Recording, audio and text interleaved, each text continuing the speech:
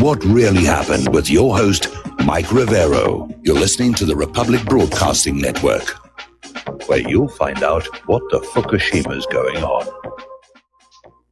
And aloha, America. Welcome to our show today. It is Wednesday, March 20th, 2019, hump day, middle of the weekday, starting that long, slow glide down to Pauahana Friday, and whatever insanity is going to be coming down the pipe next. And there does seem to be a lot of it. In fact, Claire was just saying this morning, it just seems like the entire world is in thrash mode. It does feel crazy. And I understand that the availability of the internet and the independent media means we are far better informed than we used to be back in the 50s, 60s, 70s, when corporate media basically was our only window onto the world. But it does seem like things are just a lot crazier now than they were maybe a decade ago. Well, 2 decades ago. We've been at war in Afghanistan for going on 18 years now. But it does feel like, you know, everybody's itching for a war and they're just waiting for somebody else to make the first move. All right, so let's get on into it here. Today, of course, is the spring equinox, officially the first day of spring. And it was a rough winter. And already the global warming cultists are out there saying, no, it wasn't that bad a winter. It was really, you people are just imagining all that snow, and, you know, you're just imagining all that snow melt that's now washing Nebraska away. And, you know, really, the planet is hot. Carbon dioxide is the enemy, and you've got to pay carbon taxes and do what we tell you to save the world here. And of course, Alexandria occasionally has a cortex, is leading that with her Green New Deal. We'll talk about that a little bit later in the show. Right now, though, we're looking at Venezuela, and Ron Paul is basically out there saying, is Trump really about to attack Venezuela? And, of course, as you know, Secretary of State Mike Pompeo ordered the last of the U.S. diplomats out of Venezuela, saying their presence was a constraint on U.S. policy toward the country. And the wording seems to convey the idea that the U.S. is about to launch military action to place a Washington-backed, self-appointed politician to the presidency. Was it just bluster designed to intimidate? Or is the Trump administration really about to invade another country that has neither attacked nor threatened the United States? Well, Venezuela is not a threat to you. It's not a threat to me. Their oil is a threat to the petroleum corporations. And the fact that they sell their oil for any currency that the purchaser wishes to use is a threat to the hegemony of the United States dollar. So that is what they're going to spend your money and the lives of your children on, to protect the oil company profits and to keep the dollar supreme. That piece of ink and piece of paper with colored ink, you know, must be kept supreme no matter how many lives it takes, apparently, here. Now, overall, journalists outside of America's corporate media, they're doubting Guaido's legitimacy. And they understand this is just another classic United States regime change. And they're going on back, looking at February 23rd, where there was that stunt at the border between Colombia and Venezuela on a bridge which was not actually open and in use. And the stunt ended in a riot during which the supporters of Guaido burned the trucks that were supposed to transport the aid. Even the New York Times had to admit that, and then it was found out that the trucks also contain materials that could be used to build barricades and various other things. And, you know, Guaido's still out there saying that he has a legal right to make himself interim president based on Article 233 of the Venezuelan Constitution. But unfortunately, it doesn't apply to him because he waited too long. So this paragraph basically says that when an elected president becomes permanently unavailable to serve prior to his inauguration, which doesn't apply to Maduro, a new election by universal suffrage and direct ballot shall be held within 30 consecutive days. Pending election and inauguration of the new president, the president of the National Assembly shall take charge of the presidency of the Republic. Here's where it falls apart. Maduro is not unavailable. He's still the president. So Guido, basically, he's another U.S. puppet trying to take over another country for U.S. corporate interests. And let's face it, it makes a great distraction from the fact that the United States got its rear end polished over there in Syria. Okay, now, Lavrov's deputy, talking to Elliot Abrams, is saying that this Venezuela aid op is unacceptable. Russia will protect their interest. And what they're talking about is that apparently, despite Elliot Abrams' comments to these Russian pranksters, there do seem to be indications that the United States is seriously considering a full-on military intervention in Venezuela under the pretext of humanitarian aid. Those poor, suffering Venezuelans, we have to go in there and shoot them for their own good. And Russia is sending a message that they're not going to stand down. So Ryabkov said, we strongly urge the U.S. side against any temptation to resort to military power. It includes our warning against, so to speak, hardcore, massive military intervention, which can't be excluded given the type of behavior we've seen on the U.S. side in recent years. Which is certainly true. The U.S. can't seem to resist the invasion impulse. Ooh, look at that country. Let's invade it.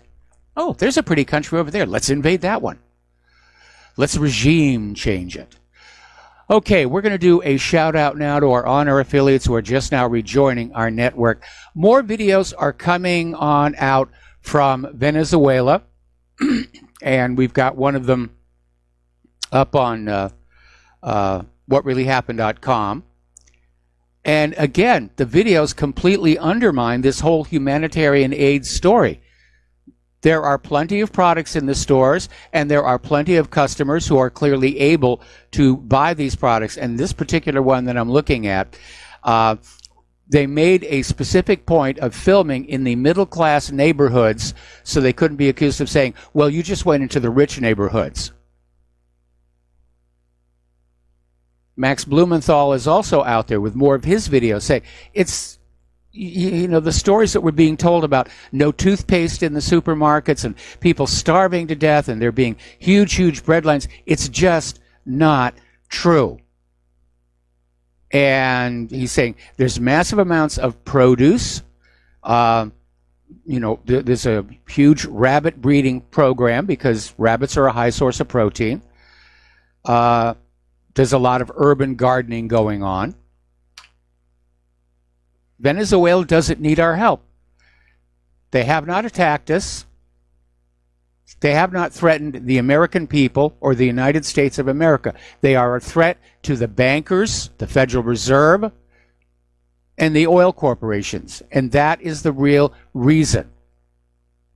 And if you are the parents of military-aged children, now's the time to start thinking. Do you want that child to go off and go through the experience of war, which even if they come back unscathed, will change them? Worse, of course, is they come back killed or crippled. Is that, you know, are you willing to go along with that just to make the bankers richer than they already are? Just to make the oil companies richer than they already are? Are you willing to go through that so that the world has to come crawling to the U.S. dollar for international commerce? I would say probably the answer for the vast majority of you is going to be no. All right. Article that came on out from Desert Peace, basically saying Western values change regimes from Gaza to Venezuela. And it says, what we're seeing in Venezuela makes us painfully aware. No state is safe from Western values, and values is in quotes. Even Egypt, Syria, Iran, Ukraine, and currently Venezuela and Gaza show how perfidious this method is. The United States is engaged in outright global imperialism. and they get you to go along with it by saying it's humanitarian. We're exporting our values to these other countries. Well, taking a look around this nation right now, I'm not sure that other nations would want our values. I'm not sure our values are really worth exporting to other countries. When you see what's going on in our streets, in our schools, with all this transgender nonsense, I think right now the values of the United States are pretty messed up. We ought to clean up our own act before we presume to be setting the model for the rest of the world. There was a time when the United States was looked up to as a moral and human rights leader, and we didn't have to invade other countries to do it. We led by example.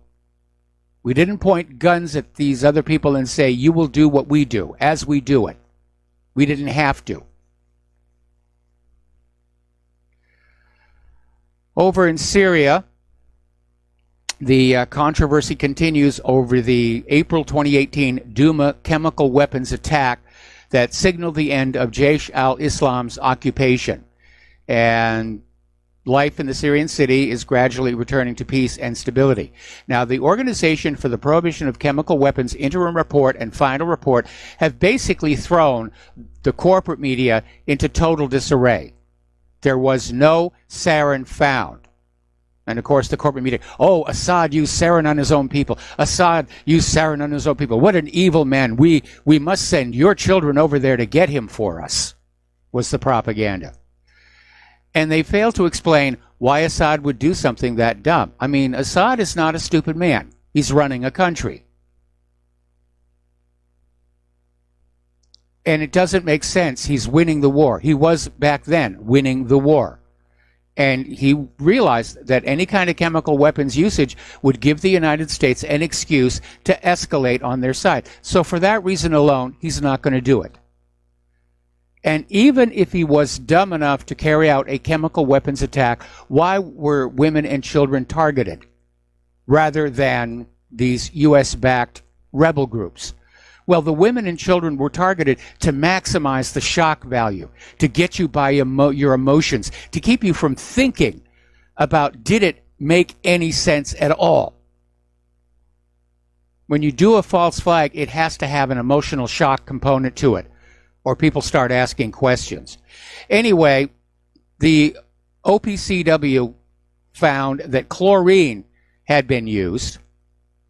And so now the corporate media is scrambling to say, oh, well, Assad used chlorine. You know, we were wrong about the sarin, but Assad used chlorine. Really? How do you know that? Because it is the U.S.-backed rebels who have been caught with chlorine time and time and time again, with this constant attempt to criminalize the Syrian government and continue the unlawful aggression against Syria. Next, they're going to claim that Maduro is gassing his own people, or he's torturing kittens, or some such nonsense. Maduro has nuclear weapons. Maduro has nuclear weapons. And have you noticed that every time a pro-war lie gets exposed, the corporate media doesn't become any more skeptical of pro-war claims coming out of the government? It's like, oh, well, yeah, they lied the last time, but we believe this time that Maduro is an evil tyrant and he's starving his people. It must be true. The U.S. government says so. And every time one of these lies does get exposed, the corporate media just, it's an interesting development, you know, it's an example of how misinformation spreads, and, you know, it really is disgusting. Okay, Amnesty International has accused the United States of killing large numbers of civilians in Somalia over the past 2 years. And the organization said it had been able to document 14 civilians killed in investigations of just 5 airstrikes which is a tiny fraction of at least 110 such strikes the U.S. military says it has launched since June of 2017. Now, the U.S. military is rejecting Amnesty's report.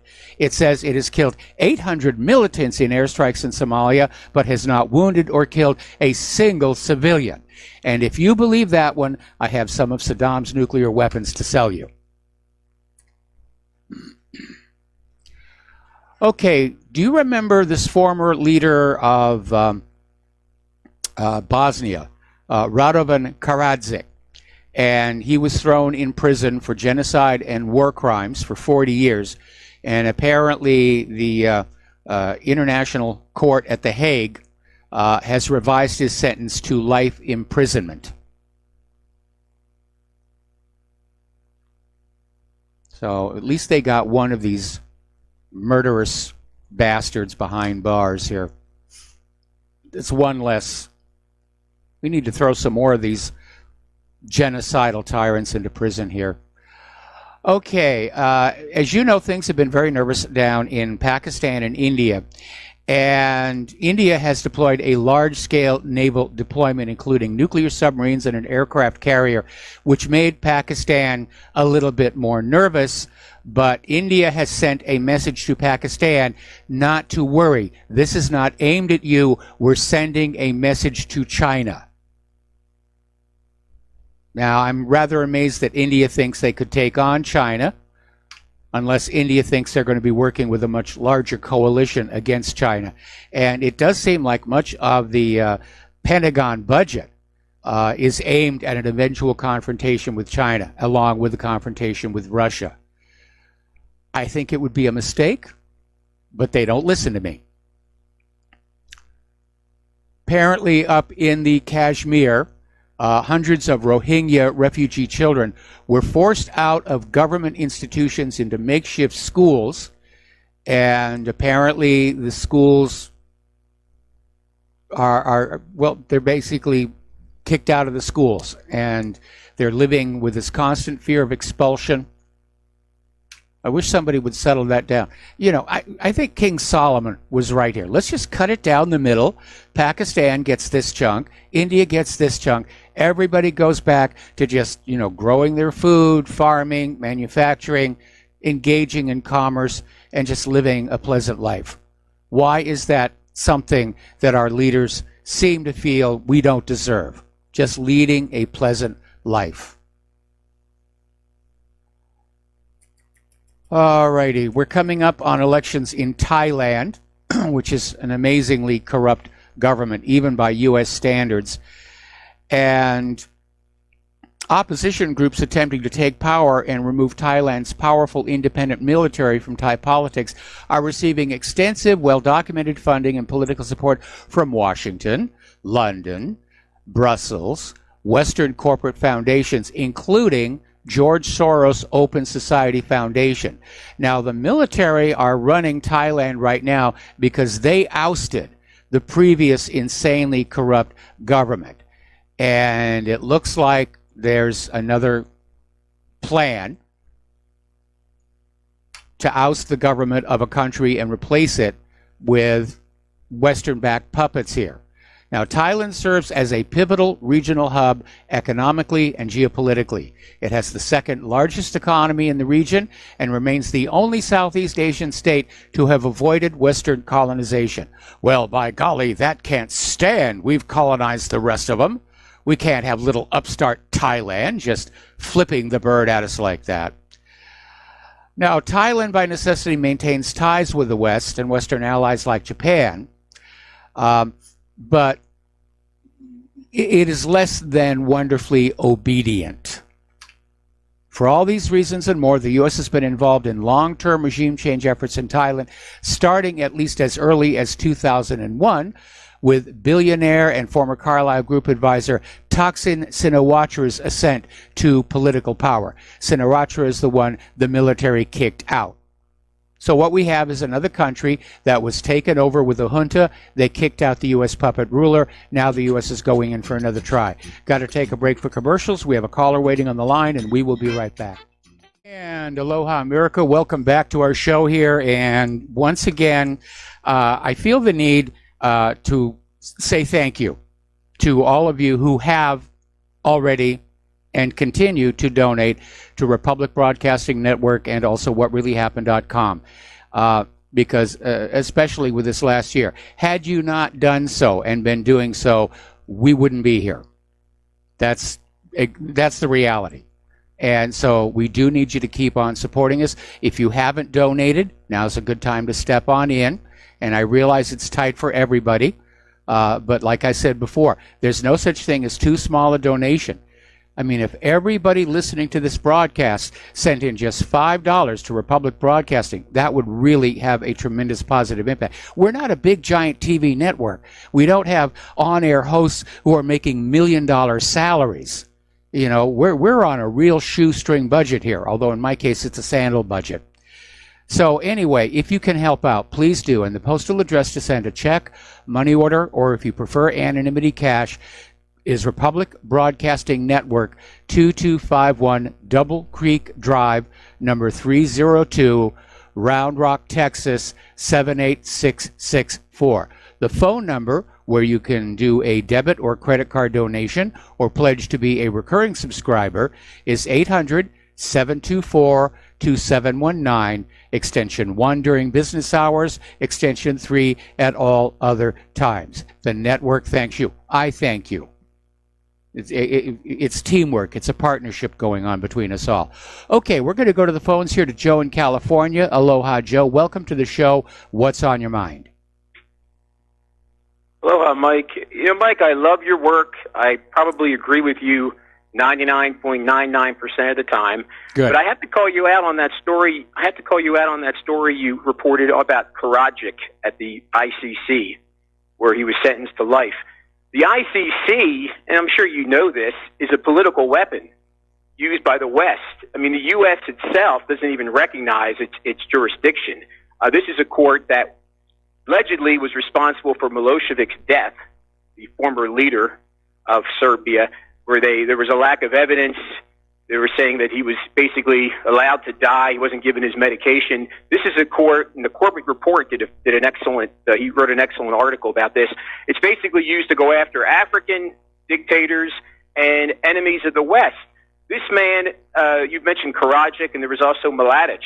Yes, they probably did commit crimes, but there were more egregious crimes committed by the Croats and the Muslim side, and these people weren't even prosecuted because they were on the U.S., they were on the West side. If you recall, let's be blunt.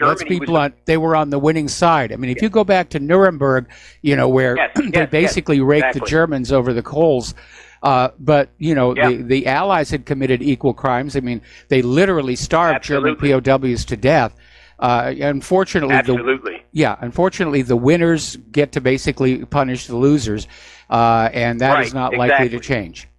And then, Mike, I just wanted to say this. The West has become, I'm sure you've heard this before, has become the new Soviet Union. If the Soviet Union in the past was very active around the world, aiding revolutionary groups to effect regime change, the U.S. is doing the exact same thing. And if you recall, too, the Soviet Union would abuse its psychiatric, its medical sector by sending dissidents to psychiatric wards. I believe Sakharov was held there for some time. Now you have the French ordering Marine Le Pen to undergo psychiatric treatment for those tweets that she sent about ISIS. Yes. So it's a complete reversal. Yeah. We have met the enemy, and they are us. Yep, that's all I have. Thanks, Mike. All right, thanks an awful lot, and we're going to let you go. Speaking of the International Criminal Court, there is a schism opening up between The Hague and the United States, and even the mass media is shocked by the mafia-style outbursts of U.S. government officials basically saying, no, you will not investigate us for war crimes. And the court, which sits in The Hague, responded that it was an independent and impartial institution and would continue to do its work undeterred by Washington's actions. So that little nudge, nudge, wink, wink, you're not going to investigate our war crimes, you'll just investigate the other guy's war crimes, that may have been tossed out the window by U.S. arrogance. Because now the ICC, in order to protect its legitimacy, they have to do something. They have to be seen to take steps. And we might actually see some war crimes prosecutions against the U.S. and its allies. And I find it rather amazing that in their denouncing the ICC and withdrawing all of their visas of their personnel, that the U.S. also included Israel in there. You won't investigate Israel. And as you probably have already heard, the Palestinians are already up in the ICC trying to bring war crimes charges against Israel. All right, we got to take another break for commercials, and we'll be right back. And aloha, America. Welcome back to our show here. And as you know, the Turkish army back in 1974 invaded the island of Cyprus, and they still occupy part of it. And the Cypriots are a little upset because the Turkish army is trying to change the cultural identity of the northern half of Cyprus, which is an area with literally thousands of years of rich history. And we have unfortunately seen that as a hallmark of invaders, of going into a country and wanting to erase signs of the previous cultures that were there. We certainly are seeing it with Israel and Gaza. We saw it with the United States, even in Iraq. And apparently since 1974's violent displacement of all of these Greek Cypriots, the northern part of Cyprus has occupied not just by Turkish Cypriots, from whom the vast majority were already living on the island. So there's a little bit of tension over there. Okay, people are still talking about the New Zealand mosque massacre. Police are now saying there may have been an intended third target. Nobody really knows. And apparently, Daesh spokesman Abu Hassan al-Majahar has posted a new message on social media calling for Muslims to take vengeance for their religion in response to the terrorist attack in Christchurch. This was a 44-minute recorded message that was posted on Telegram Monday from the Daesh spokesperson, who had been presumed dead. Surprise, he's back here. And in this recording, Mujahir, or somebody pretending to be him, called for revenge killings in retaliation for the Christchurch attack on 2 mosques, who himself claimed to be, which was supposed to be revenge for Muslim terror attacks on Europeans. Now, what was it Gandhi said? An eye for an eye and a tooth for a tooth, and soon the whole world is blind and toothless. And this gets back to the idea. Is somebody trying to fan up war between Christians and Muslims? And that would be very dangerous given to the high degree to which Muslims and Christians have been blurred together with all this globalist open border stuff. Now, Sibel Edmonds came on out with a new video. She's in Turkey. She's been in Turkey for a while.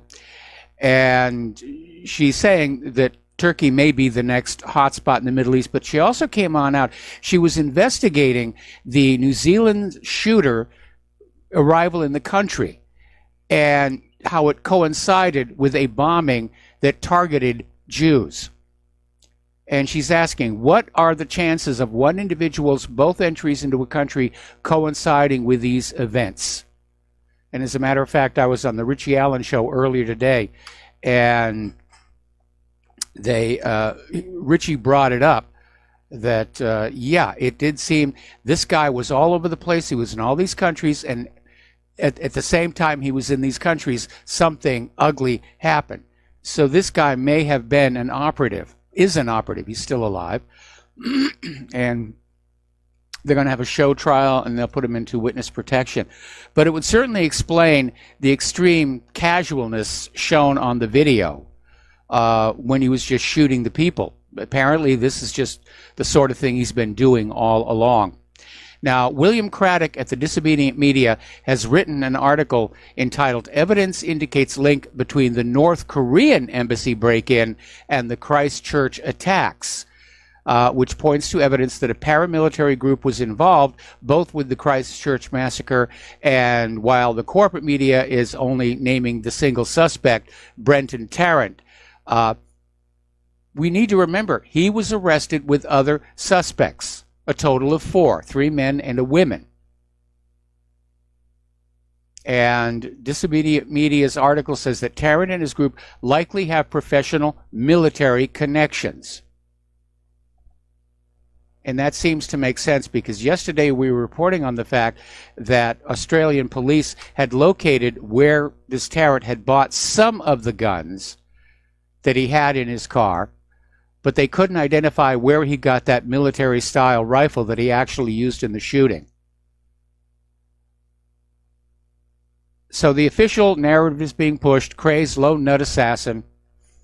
But the early reports, again, 4 people arrested. At one point, it was reported there were 2 shooters. And even more importantly, the police were saying there were improvised explosive devices, plural, found attached to the vehicles, again plural, used by the suspects, again the plural.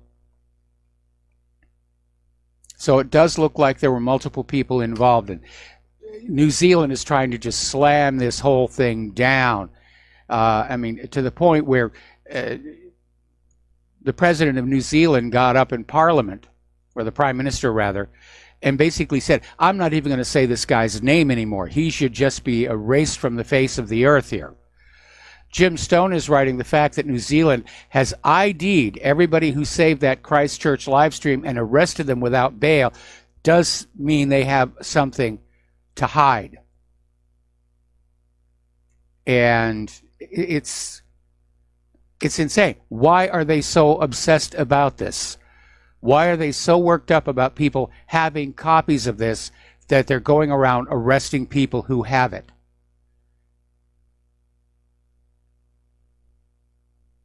Okay, there's something in that video that is going to blow the whole story wide open. Apparently, one of the people that's been arrested, Philip Neville Arps, has been arrested. He's 44 years old. Bail was denied. His next appearance will be in court on April 15th. Now, this guy runs an installation business, and he faces 2 charges of distributing the live stream of the mosque shooting. I mean, that's total tyranny and dictatorship. Apparently, in Masterton, New Zealand, a woman has been arrested for a Facebook post after the mosque shooting, and she didn't post the video. She just made commentary about it, and she's been arrested for inciting racial disharmony, which carries a maximum penalty of 3 months imprisonment or a $7,000 fine. And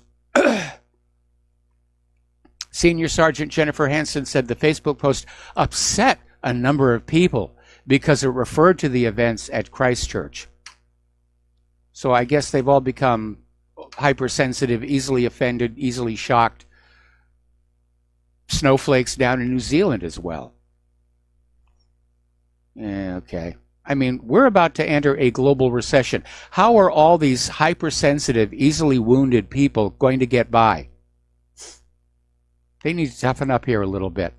Now, there's another little aspect of this that's come on out. As you know, New Zealand is one of the Five Eyes countries, along with Britain, the United States, Canada, and Australia, who collaborate on mass surveillance of all the people everywhere. They spy on each other's countries and trade the information to bypass laws against spying on their own citizens. And the New Zealand Intelligence Agency has this notoriously off-leash invasive surveillance apparatus. Okay, why didn't they see this guy coming? I mean, they could see he should have known he was buying up a lot of guns. I imagine down in New Zealand they have these little supermarket cards or store shoppers cards which track what you buy. And if he started buying stuff to make improvised explosive devices, it should have triggered some kind of alert. But it turns out that apparently New Zealand's intelligence apparatus is totally focused on environmental activists. And they have been caught spying on New Zealand Greenpeace, the New Zealand Green Party, the MANA movements, and the Anti-Trans-Pacific Partnership activists.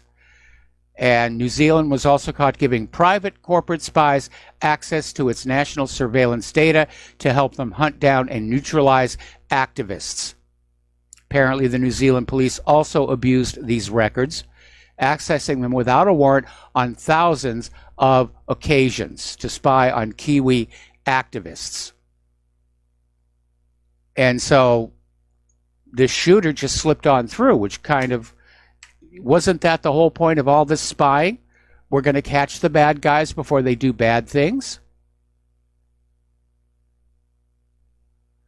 And again, the media is totally focused on, these poor Muslims. They got shot, they got killed. It's really horrible. Meanwhile, of course, on Saturday, March 16th, last Saturday, 10 Christians were murdered in Nigeria. That brings the number of Christians killed in the country to 140. And they don't get the coverage in the corporate media. It almost does look like somebody wants to fan up the Muslims into a holy war, a jihad. And just to show how shameless people can be in exploiting tragedy for their own agenda, the activist group Women's March used the terrorist attack on the mosque to solicit donations from supporters. Women's March sent out a fundraising email from co-chair Linda Sarsour, who asked supporters to give the gift of justice by donating to the activist organization she leads. We could adopt that slogan, give the gift of truth, donate to Republic Broadcasting. That's a good one. I think we should use that one. Over in Haiti, there's been a little bit of an embarrassment because apparently a group of U.S. mercenaries got caught up in this half-baked scheme to move $80 million for Haiti's president, who is not likely to be president for very much longer. And so apparently these mercenaries flew in an 8-passenger charter airplane with a stockpile of semi-automatic rifles, handguns, Kevlar bulletproof vests, and knives. Most had already been paid $10,000 up front, and they were promised another $20,000 after they finished the job.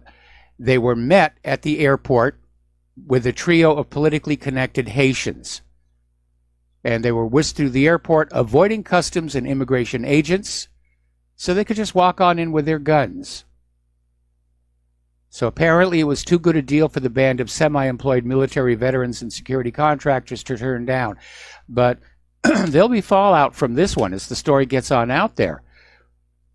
And remember that coffee mug that we have over in our online store here. The last official act of any government is to loot the nation, and it looks like that's what Haiti's president was getting ready to do. $80 million. Talk about being greedy. I mean, the guy's headed into retirement. You don't need $80 million to retire. Over at the United Nations, the Independent Commission of Inquiry on the protest in the occupied Palestinian territory presented its full report the first part of this week, saying Israeli forces breached international human rights by using live ammunition against unarmed Palestinian protesters. The report doesn't mention the butterfly bullets. These were these expanding bullets that just maximize the destruction here. The UN has now submitted a list of specific names of Israeli officers to the International Criminal Court up in The Hague. And we'll see what's going to happen there. No doubt the United States is now going to try and kiss and make up with the ICC and say, forget about all that nonsense about mafia stuff here, and we're still not going to give you the visas to investigate our war crimes, but really you can't investigate Israel war crimes. It would be a terrible thing. I mean, just remember the Holocaust Have you noticed they always go back to remember the Holocaust? I'm sorry, I'm 66 years old, coming up on 67. All of whatever is supposed to have happened in Germany happened before I was even born, and I just don't care about it anymore. Israel supporters will come on back and say, well, you share in the guilt. No, I don't. I don't feel guilty over anything that happens that I don't have direct influence on.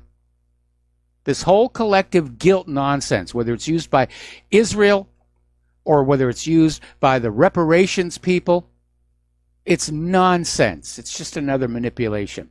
Anyway, getting on back to Israel, the UN Special Rapporteur on Human Rights in the Palestinian territories says that Israel is deliberately depriving the Palestinians of clean water. And the reporter, Michael Link, says basically it's an act of pillage to basically steal the resources from the Palestinians. We were reporting just yesterday how Israel was shutting off water in various parts of the occupied West Bank, claiming the water sources were illegal, and the Palestinians are saying, how can they be illegal? They're on our land. It's wells on our land. How can they be illegal?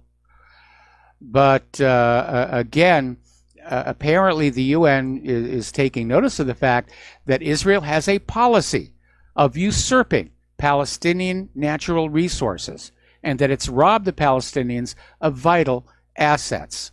I would like to see something come of this, but at least the United Nations had this spinal fortitude, if you will, to stand up and say, look, what's going on is wrong.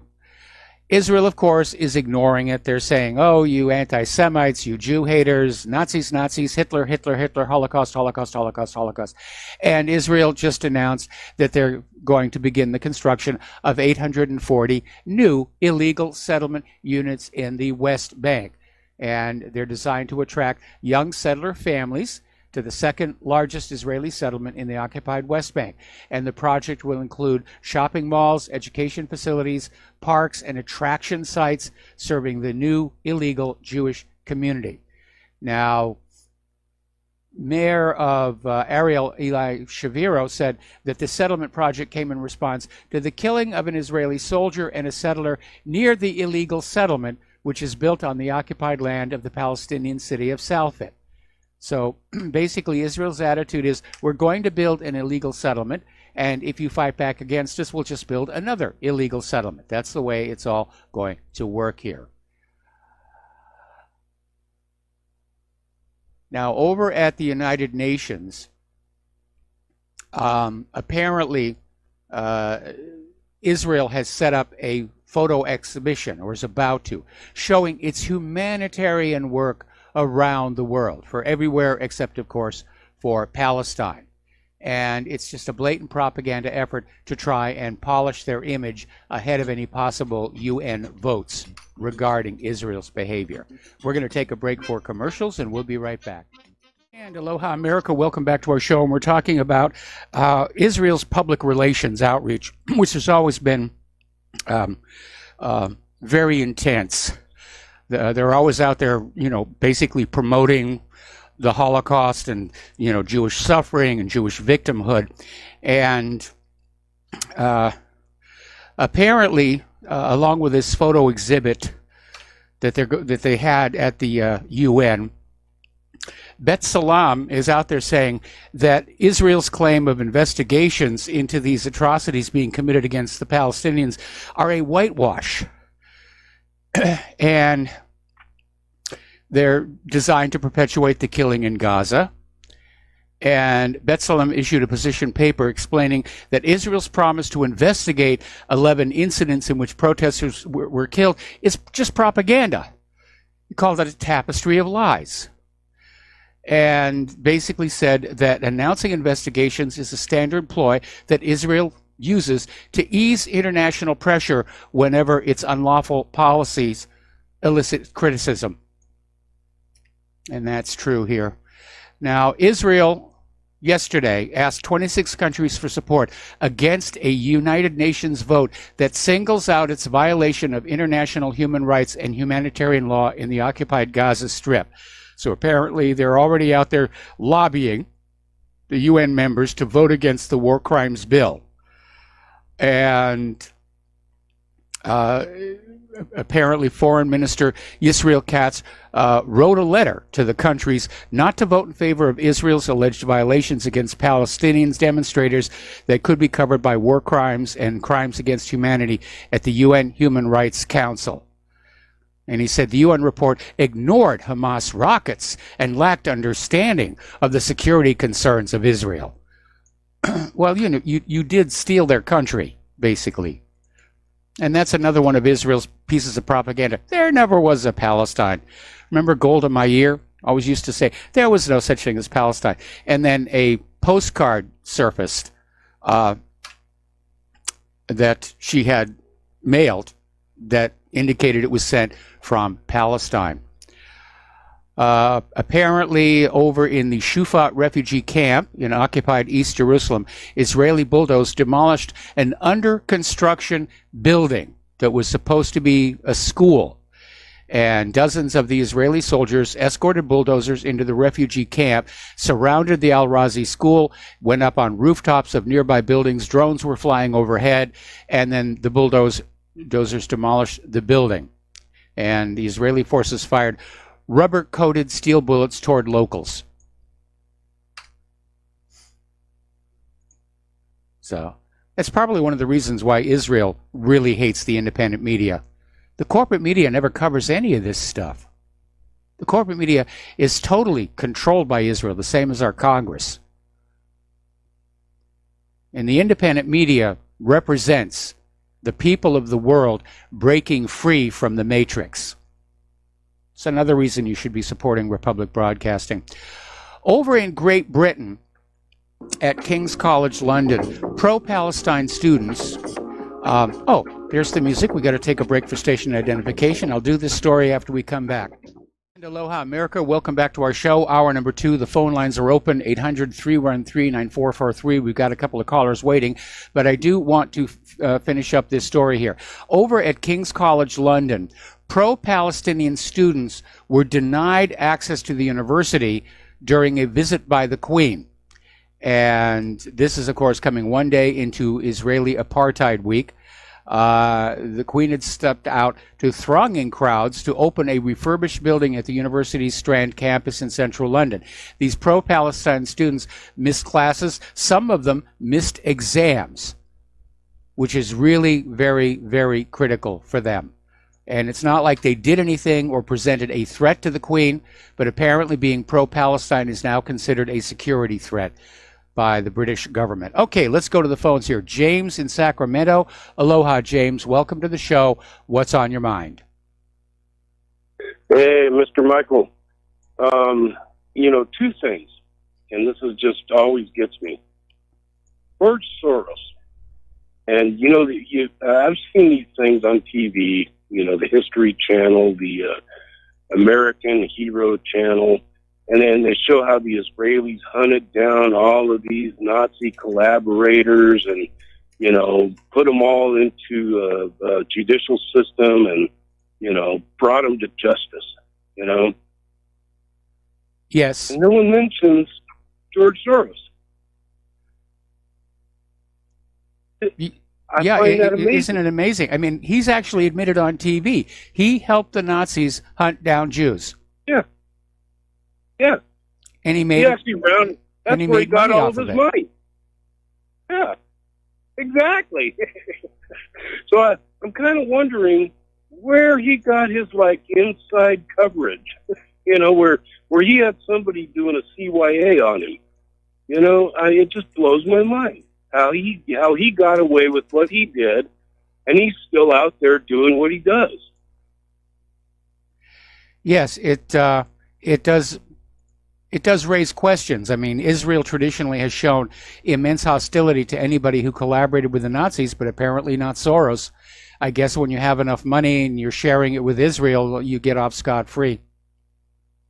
Yeah, it'd be interesting to find out exactly how he pulled that off, but obviously we're never going to learn that. Hey, the other thing I had was I was watching 3 Days of the Condor the other day. It was on TV, and I love that show. Yes. That's actually a great movie, and at the end of it, he figures out why he was reading the books that and it talked about the Middle East, and it talked about Venezuela, you know, and that was back in 1975. Yes.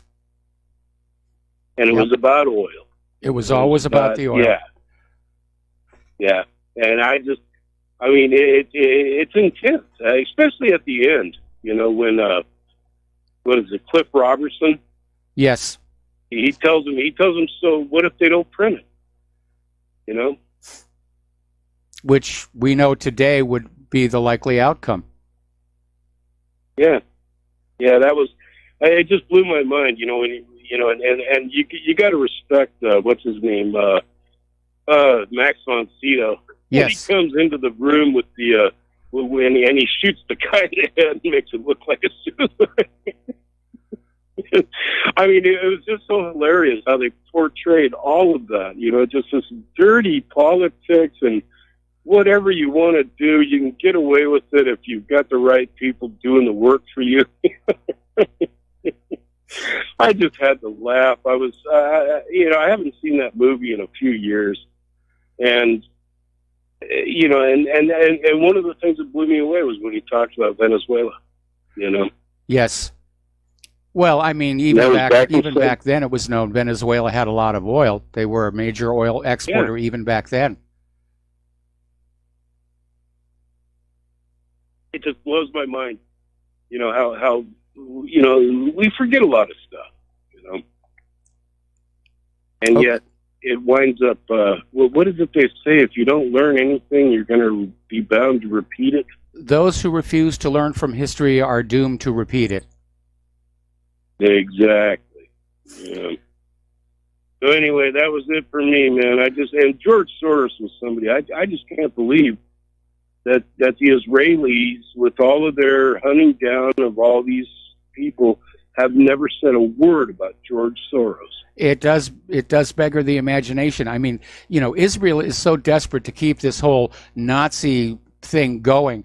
They're going after the people who fed the guard dogs. They're going after accountants who worked in the camps. You know, people who didn't actually participate in anything that would be considered illegal. But by God, you were there. You're guilty. And again, Soros has admitted on TV he collaborated with the Nazis to hunt down fellow Jews, for which he was handsomely paid. It was something like about 10,000 or something Jews out of Hungary that he sent.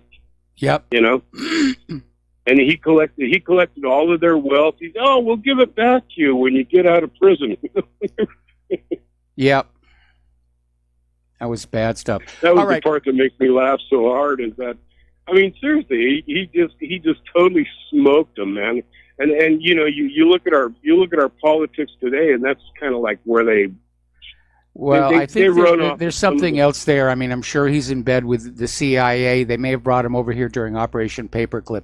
Anyway, James, we're going to let you go here. All right, thank you for the phone call. We're going to do a shout out to our on-air affiliates who are just now rejoining the network.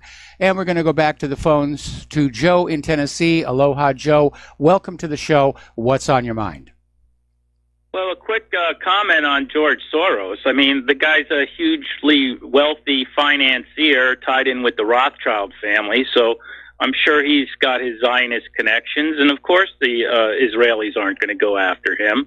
I mean, he's big money, and Israel, that's one of the major functions of Israel, is that it's a financial hub. It's the army of the Rothschild and the bankers, Zionist bankers. That's their muscle. Yes. Israel. So they're not going to bite the hand that feeds them. And Soros is one of the hands that feeds them.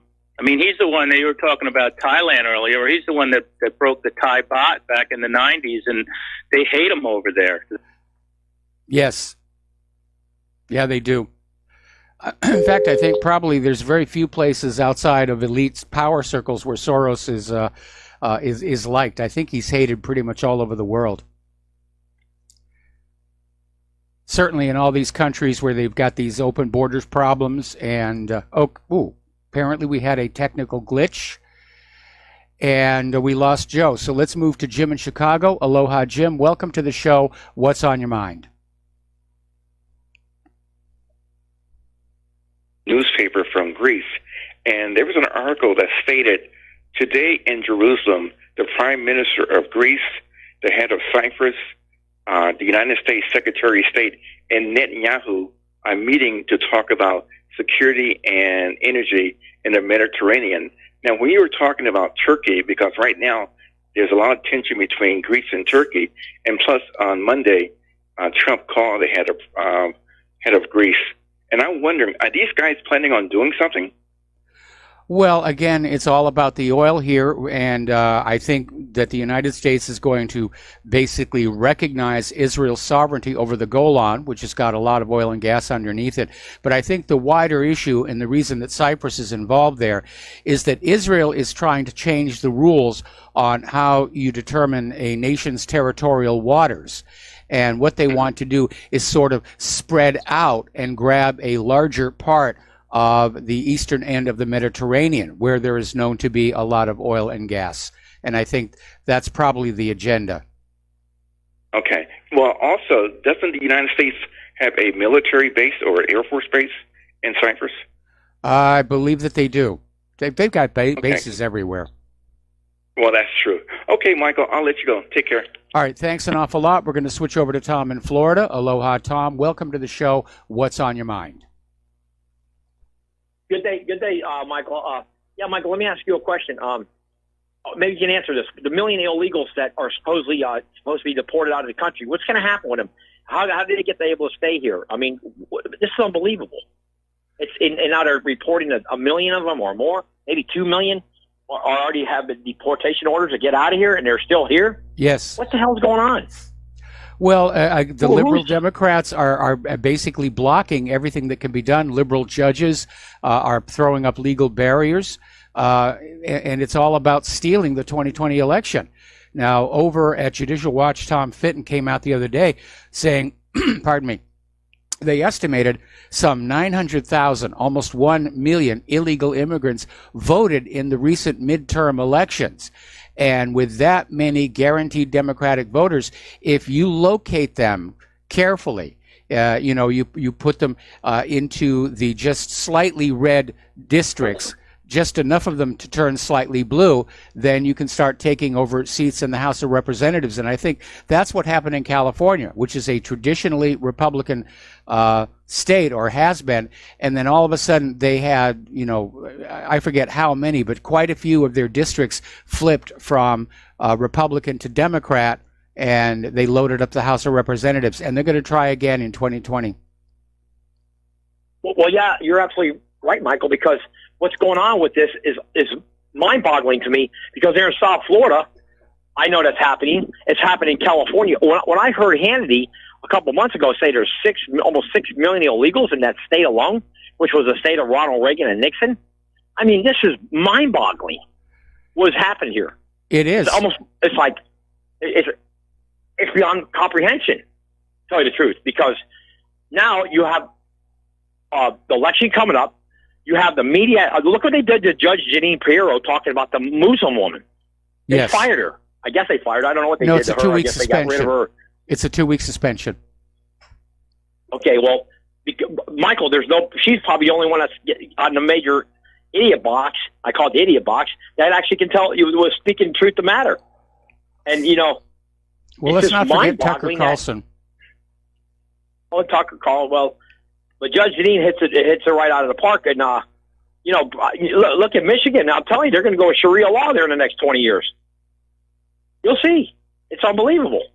This is unreal what's happened in the United States. It really is. Yeah. Michael, the main thing, I'll let you guys know you got another caller. OA and One American News, every hour on the hour, shows you the figures of illegal immigration, how much it costs the American taxpayers. Yes, sir. It's up to $56 billion is what I saw today. And on the screen, it says 46,000 since January have snuck into the United States. I don't think that's right. I think it's much higher than that. I would tend to think it's much higher than that, because the border is not only not secured, it's not even really monitored. They're trying to basically guess on the number of people coming through based on those that, are caught by Border Patrol. But it's anybody's guess. You would think with all the surveillance satellites that we have, that they could keep an eye on the border and get an accurate count. But again, there are just unfortunately too many parties in this country who want the illegals to come on in, whether it's the Democrats who want the guaranteed votes or business owners who think it's going to be a source of cheap labor. But those illegal immigrants aren't going to be able to work for any less than Americans who are already on the minimum wage. The only way you could pay the illegals less is if they're not paying taxes. Again, we're the victims of a slow motion invasion. You know, in the good old days when you were being invaded, you would see they would mass at the border and then try and come across, and your military could stand there and basically push them back. But we are the victims of a slow motion invasion. So is Europe. Well, Michael, it's all for the vote. This whole thing is about the demographic to change the country. Yes. Of the vote. And, you know, they had a thing on Ukraine the other day. I don't know if you had a chance to see where all these people are breaking out with the measles and mumps. Did you see that? Yes. And, of course, the corporate media is out there saying that's what they get for not getting the vaccines. But, yeah, this open border thing it's a public health crisis as well. We're seeing diseases brought back into this country that had previously been eradicated. And again, you know, the corporate media is out there saying, oh, get your vaccines. You know, you want to be safe, get your vaccines. It really is just a crazy, crazy situation. Well, Michael, you know what? And one more thing. I know the sanctuary cities, whoever supports that, I don't care if they're Democrat or Republican, they should be arrested. I agree. That's aiding, colluding, and sedation. That's aiding and colluding an illegal invasion. And I don't know why Trump, who's the commander-in-chief of the military armed forces of the United States, doesn't have these people arrested. He should call them out right now. You don't have to go through Congress and all that. He's the president. He's supposed to he can declare martial law, actually. He can say, hey, look, you are going to be arrested because you are aiding and colluding an illegal invasion and sedation of the nation, and you're trying to destroy this nation. That's what Donald Trump, being the commander-in-chief of the armed forces, should say. There's no such thing as sanctuary city. That's like saying, okay, you got a sanctuary city for robbing a bank or for stealing food out of a store. You should be caught and put in jail until you could come to your trial. And I don't know what the Supreme Court's going to rule, but it's against the law what they're doing. It's called aiding and colluding, and they're actually breaking all the laws of this country and our Constitution. And Trump, being the president, should call them out right now. Well, there's Title 8. There's Title 8. Schumer. You know, Title 8 covers all of this, and it has some very stiff punishment for those who employ, aid, transport, or house illegal immigrants. Right. What's really amazing, and it's actually astounding, is apparently Democrats aren't even aware of this. Our Senator Mazie Hirono here in Hawaii, apparently during one of these committee meetings, you know, she was told they're committing crimes, and she was out there, no, they're not committing a crime. Yeah, they are. It apparently came as a shock to her that there actually is a law that says it is a crime to simply step over the border without the permission of the Immigration Service. That's correct. That is correct. I read that up, and it's very true. And I understand, though, why Trump, who's the president of the country, he's top executive, he doesn't stop this. And why is it in the mass media? I mean, I think he should have a lot of these people in the media rounded up because they're colluding this that uses sedation on the American public. They're sedating us with this lie. They absolutely are. No doubt about it. It's all a big, filthy lie what they're doing. And I tell you, Michael, this 2020 election, like you said, it's going to be a humdinger. It's going to be a real humdinger, I'm telling you. Okay. And I'm afraid the Democrats are going to take power. They're going to get the White House. They're going to get both houses of Congress, and they will never, ever let go. The GOP is finished because they're not willing to do what's necessary. Have to say this. The GOP is not I'll willing agree to with do you on that. Hey, may I finish? Yes, sure. Yeah, sorry. The GOP is not willing to do what's necessary to correct this situation. And that's why they're going to lose in 2020, and they're going to lose big time. That's my prediction. Anyway, Tom, anything else? College campuses, Michael, you're right. How about the colleges? Yes. Millennials. Absolutely. Yes, sir. Thank you. All right. Thanks an awful lot. We're going to switch over to Curtis in Nevada. Aloha, Curtis. Welcome to the show. What's on your mind? Yeah. Hi, Mike. I listened. I'd like to couple of subjects that I don't hear being covered. First of all, when Trump speaks about, he makes a comment that seems to be off the wall. By now, we know that something's going to happen later that's going to bring back that subject you brought up. And when he's talking about McCain now, that means that we're going to start hearing about how putrid this guy was as far as the crimes that he committed, besides the Forrestal, accident that he caused, besides the POW sellout that he did, that he was a sponsor with ISIS. The guy was a criminal who was taking money from the cartels. And, this guy is going to come out, and Trump, he throws us these little tidbits, and then they come out later. This is why he's speaking about it before. And I think that's what they keep, about Trump. What's wrong with, why is he saying this? Well, I don't think Trump is quite that deep. I think Trump was simply reacting to the confirmation that John McCain was part of the conduit through which that discredited Christopher Steele dossier reached the FBI, the Department of Justice, and the corporate media. And with that confirmation, I think Trump just got a little angry, which I certainly understand that, except that generally you don't like presidents who get angry, because when presidents get angry, bad things will happen. But he took it out basically on Twitter. McCain's family has fired back, and the tiff continues that way. Anyway, Curtis, I got to let you go. We got to take a break for commercials. Aloha America, welcome back to our show here. And we're not going to be able to take phone calls for a little while. We're having some technical issues. And like I said before, the equipment is old, it's worn out, and, we're just holding it all together with Scotch tape and baling wire. We're talking about Israel. We're talking about how they're just trying to maintain their control over what's going on. So over at Pitzer College, and this is out in Claremont, California, they pride themselves on running a democratic governance. The students have a voice in school policies. So Pitzer College's governing council took an historic vote to suspend a program of study at the University of Haifa because of Israel's discriminatory policies. And it passed by 67 to 28. And just 3 hours later, that resolution was vetoed by the college president, Melvin Oliver. And it's the first time in the history of Pitzer that a college president exercised his veto over a resolution. Now, obviously, the students are very angry about the veto. They're justifiably concerned that President Melvin Oliver is another Israeli puppet. And apparently they're circulating a petition condemning Oliver, and it's already gotten several hundred signatures. Okay. Now, there was a wonderful article, came from MiddleEastEye.net, and it puts things in perspective regarding Israel and Palestine. And the article is titled, "Nightmare Neighbors, What If a Religious Settler Project Took Over Britain?" And it says, imagine a situation in which an extremist British government introduces a law that determines that only British Christians have a right to self-determination in the country, and that settlements built only for Christians should be encouraged. So non-Christian Brits are explicitly turned into second-class citizens.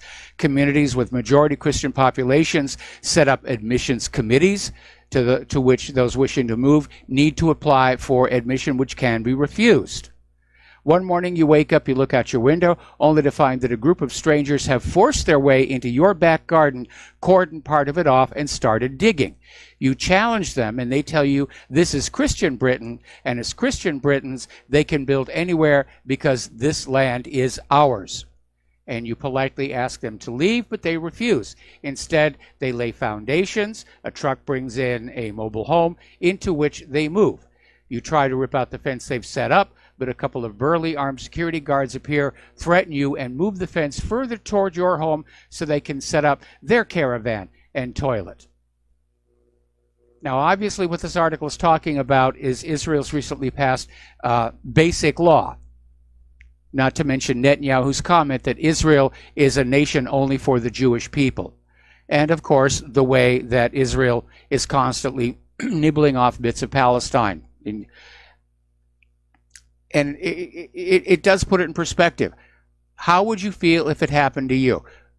put yourself in the place of the Palestinians, and how would you feel about what was being done to you? And I think you would understand why the Palestinians feel the way that they do. Okay. A prominent Iraqi security expert revealed intensifying U.S. pressures on Baghdad to avoid approving a bill that basically calls for the expulsion of foreign forces. And the security expert, Abbas al-Ardawi, says that the reason for this is that the American embassy in Baghdad, which is gigantic, is acting as the U.S. Israeli operations room against the entire Middle East. And a lot of people were saying, when this thing was being built, and people were saying, wow, this thing is really huge for an embassy. And a lot of people said, this is going to be some kind of a command post. So this Abbas al-Ardawi was quoted by the Arabic language Al-Ma'alome News website, saying that the U.S. administration is exerting pressures on Baghdad and killing time to prolong its deployment in Iraq. So, once in Iraq, always in Iraq. We're seeing that in Syria. They're trying to stay there. They don't want to leave Syria. They would have to admit they lost there. They don't want to leave Afghanistan. They'd have to admit they're losing there. And nobody's really sure what the United States accomplished in Iraq, because there never were any weapons of mass destruction. And Saddam wasn't aiding al-Qaeda. And Saddam didn't, in fact, have anything to do with 9/11. Getting on back to Israel, the UN war crimes investigators are calling on Israel to stop its snipers from using lethal force against the protesters in the Gaza Strip. And that's very timely because we're coming up on the 1-year anniversary of the Great March of Return. And Israel has basically shot more than 6,000 people. Okay, we're going to take a break for commercials. We'll be right back. Aloha, America. Welcome back to our show here. Up in Canada, Justin Trudeau appears to be in trouble. He's got that SNC-Lavalin scandal, Judy Wilson-Raybell's testimony, and his approval ratings are plummeting. And a recent poll is showing that Justin Trudeau will lose to the Conservative Party next election by a wide margin, if you can trust the polls. But I think, based on some Canadians we've had calling into the show, that they're tired of liberalism as well. They're as tired of this liberalism as most Americans are here as well. And it has to do with the fact, I think, that liberals have this illusion or delusion that they are smarter than the rest of us, and that therefore we should just let them do whatever it is they want to do, and that anybody who says, I doubt this, we're obviously some kind of troglodyte who should be silenced. Ooh, conservative troglodyte here. We're talking about things like, letting men use the women's restroom, that kind of stuff. I think we all kind of got tired of that. We're getting tired of this indoctrination of children in schools to convince them that they should want to be transgender or want to be LGBTQ. And we need to get back to the basics, which is where government takes care of the nation and its people, and the people decide for themselves how they want to live their lives. And they're able to live their lives any way they want, as long as they don't intrude into the lives of others. It's a very basic approach. So anyway, Trudeau looks like he's in trouble here. Over in North Korea, there's a report by the Japanese daily Asahi, and it's revealing that a key reason talks with the U.S. broke down last month in Hanoi was that the U.S. was accusing North Korea of having secret nuclear facilities and demanding that Kim Jong-un admit to their existence and reveal where they were. And Kim Jong-un came back and said, no, there are no secret facilities. All of our facilities are right there where your satellites are showing them. And Kim Jong-un, basically said, if the sanctions go away, all the facilities will be closed. And it's kind of a no-win situation. And that's why the talks broke down. And Kim Jong-un is apparently very disgusted at this U.S. approach. We know you've got weapons of mass destruction. We went through that with Iraq. When there were talks before the actual war began, where Saddam was trying to keep the war from happening. And the U.S. went in and said, we know you've got nuclear weapons. And Saddam said, no, we don't. And, we don't. And the U.S. said, well, if you're not going to admit to it and tell us where they are, the war is on. It's like going up to somebody and asking them, have you stopped beating your wife? Article out of Global Research up in Canada. As you know, part of the propaganda war against China is, human rights. Oh, they're abusing the human rights of whoever it is out there in the western part of China. And China decided that they were going to issue their report on human rights in the United States. And their report made the following introductory remarks. As in previous years, the latest U.S. reports on human rights in world community nations continued pointing fingers at and slandering human rights situations in over 190 countries while blindly ignoring its own serious human rights problems. If one takes a glimpse into the human rights situation of the United States in 2018, it will not be difficult to find that the United States government, a self-styled human rights defender, has a human rights record which is deeply flawed. The double standards of human rights it pursues are obvious. Yes, they are. They really are. Now, over at Bloomberg, there was this article written which basically says that progressives should love the Pentagon budget. And this was written by Hal Brands. And Bloomberg identifies Brands as the Henry Kissinger Distinguished Professor at Johns Hopkins University School of Advanced International Studies, there's a mouthful, and Senior Fellow at the Center for Strategic and Budgetary Assessments. Now, Kissinger is ominous enough, but the Center for Strategic and Budgetary Assessments, is it some innocuous, wonky academic institution? Well, actually, no, because if you go over to the website for the Center for Strategic and Budgetary Assessments, you find out the organizations that contribute to them, which include Aerojet Rocketdyne, Army Strategic Studies Group, the Army War College, Austell USA, the Australian Department of Defense, BAE Systems Incorporated, the Carnegie Corporation of New York, Chemring Group, Defense Advanced Research Projects Agency, DARPA, the Department of the Navy, the Embassy of Japan, Free University Brussels, General Atomics, General Dynamics, National Steel and Shipbuilding Company. In other words, this guy works for a lobbying group that lobbies for more military spending and is supported by the military contractors and defense departments. So progressives, no, you shouldn't embrace the increasing Pentagon budget. Russia has unveiled a first glimpse of its newest submarine. It's named Prince Vladimir. It's a Boré-style nuclear ballistic missile submarine. It's capable of launching 20 intercontinental nuclear missiles, each containing 6 reentry vehicles in the 550 kiloton nuke yield, and it can reach targets 6,000 miles away. It is considered the deadliest submarine on Earth and is going to basically, the Boré class is going to be the new mainstay of the Russian Navy and the Russian nuclear triad.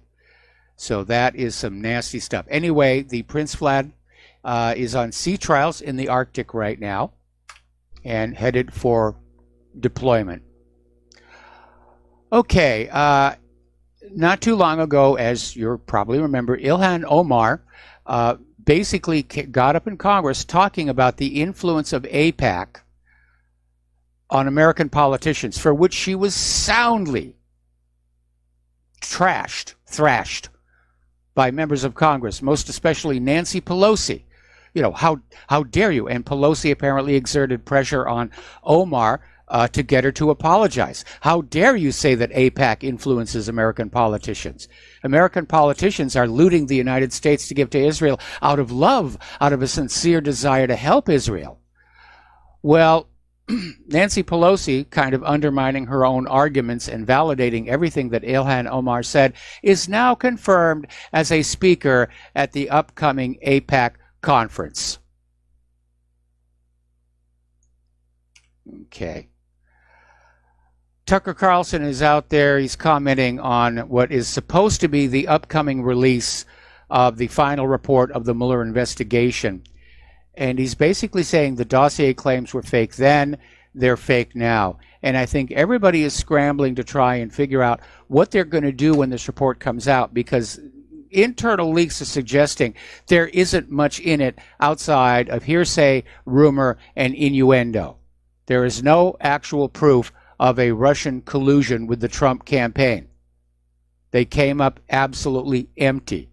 And it's going to be a huge embarrassment for Mueller and his team. It's going to be a huge embarrassment for the Department of Justice. It's going to be a huge embarrassment for the FBI. And it's going to be a huge embarrassment for the Democrats. It's also going to be a huge embarrassment for the corporate media, which has been acting like it's a given that there was collusion all this time, going on, 2 years now. The only thing Mueller really has gotten is that he's apparently nailed the former Obama White House counsel and Clinton-linked attorney Greg Craig. And he's going to be charged by the Justice Department for engaging in illegal, unregistered overseas lobbying. So this is the first Democrat that Mueller got, and maybe he decided he needed to get a Democrat to make it look like this wasn't partisan all along. So Greg gets to be the sacrificial lamb. All right, House Judiciary Committee Chairman Jerry Nadler, Democrat from New York, is apparently launching his own Trump probe, and apparently sent requests to more than 80 members of the Trump family and their associates to just get documents, tens of thousands of documents. And he's not saying what he's looking for. It's just a probe of Donald Trump. It's a fishing expedition. Now, normally when you're being investigated, you're told, we are investigating you for this. This is another fishing expedition. This is plan C after the Mueller investigation came up with nothing. And again, they're just going to go everywhere and look at everything and try and find something that would justify impeachment. Michael Cohen is, he's been beaten up by this whole process here. And apparently, the recent release of hundreds of heavily redacted court records regarding the investigation into Michael Cohen offers a concerning glimpse into the police state atmosphere that now pervades the nation. Because apparently, the investigation had access to all kinds of documents and emails for which there was no corresponding warrant. We know the federal prosecutor or the FBI or both had access to Trump's closest advisor's personal emails, therefore they were scrutinized. The most intimate communications between Cohen and the Oval Office. This is very, very dangerous. Now, this article is saying that this appears to be a reality within Washington, D.C. Everybody's spying on everybody. I would say it's way beyond the city borders. It's the reality for the entire country. Alexandria occasionally has a cortex, is embroiled in all kinds of scandals. When she first won her seat, she was in the news, pretty much all the time. She's still making news, but for all the wrong reasons. She's been caught up in this scandal involving her boyfriend, and payments, then a swampy super PAC. And this is what is so hard for the Glasshouse Democrats. They complain about the system in the swamp and super PACs, but then they use them themselves. So apparently, from Fox News, Representative Alexandria Ocasio-Cortez has been delisted from the board of the left-wing activist group Justice Democrats following legal and ethical questions about her affiliation with the group. So AOC's in trouble, and her numbers are already headed down. She was supposed to be the new darling girl of the Democratic Party, young, pretty, energetic, personable, tremendous presence on camera, which sounds like a Hollywood casting call. And it may have been just that. But she's in trouble now, and apparently she just thought she could do all these things with her boyfriend and the super PAC. Got to know the rules before you go on in. Okay. Senator Cory Booker claimed falsely in an interview on MSNBC's Hardball with Chris Matthews that Trump couldn't condemn Nazis. And as usual, it fails the fact check. Booker seemed to be referring to a common misconception which continues to be perpetuated by CNN, that Trump referred to violent neo-Nazis who rioted in Charlottesville, Virginia back in 2017 as very fine people. In fact, Trump was referring to the peaceful protesters who'd gathered to demonstrate against the removal of a Confederate statue, as well as to the peaceful protesters who opposed the neo-Nazis. He specifically excluded the neo-Nazis from the very fine people.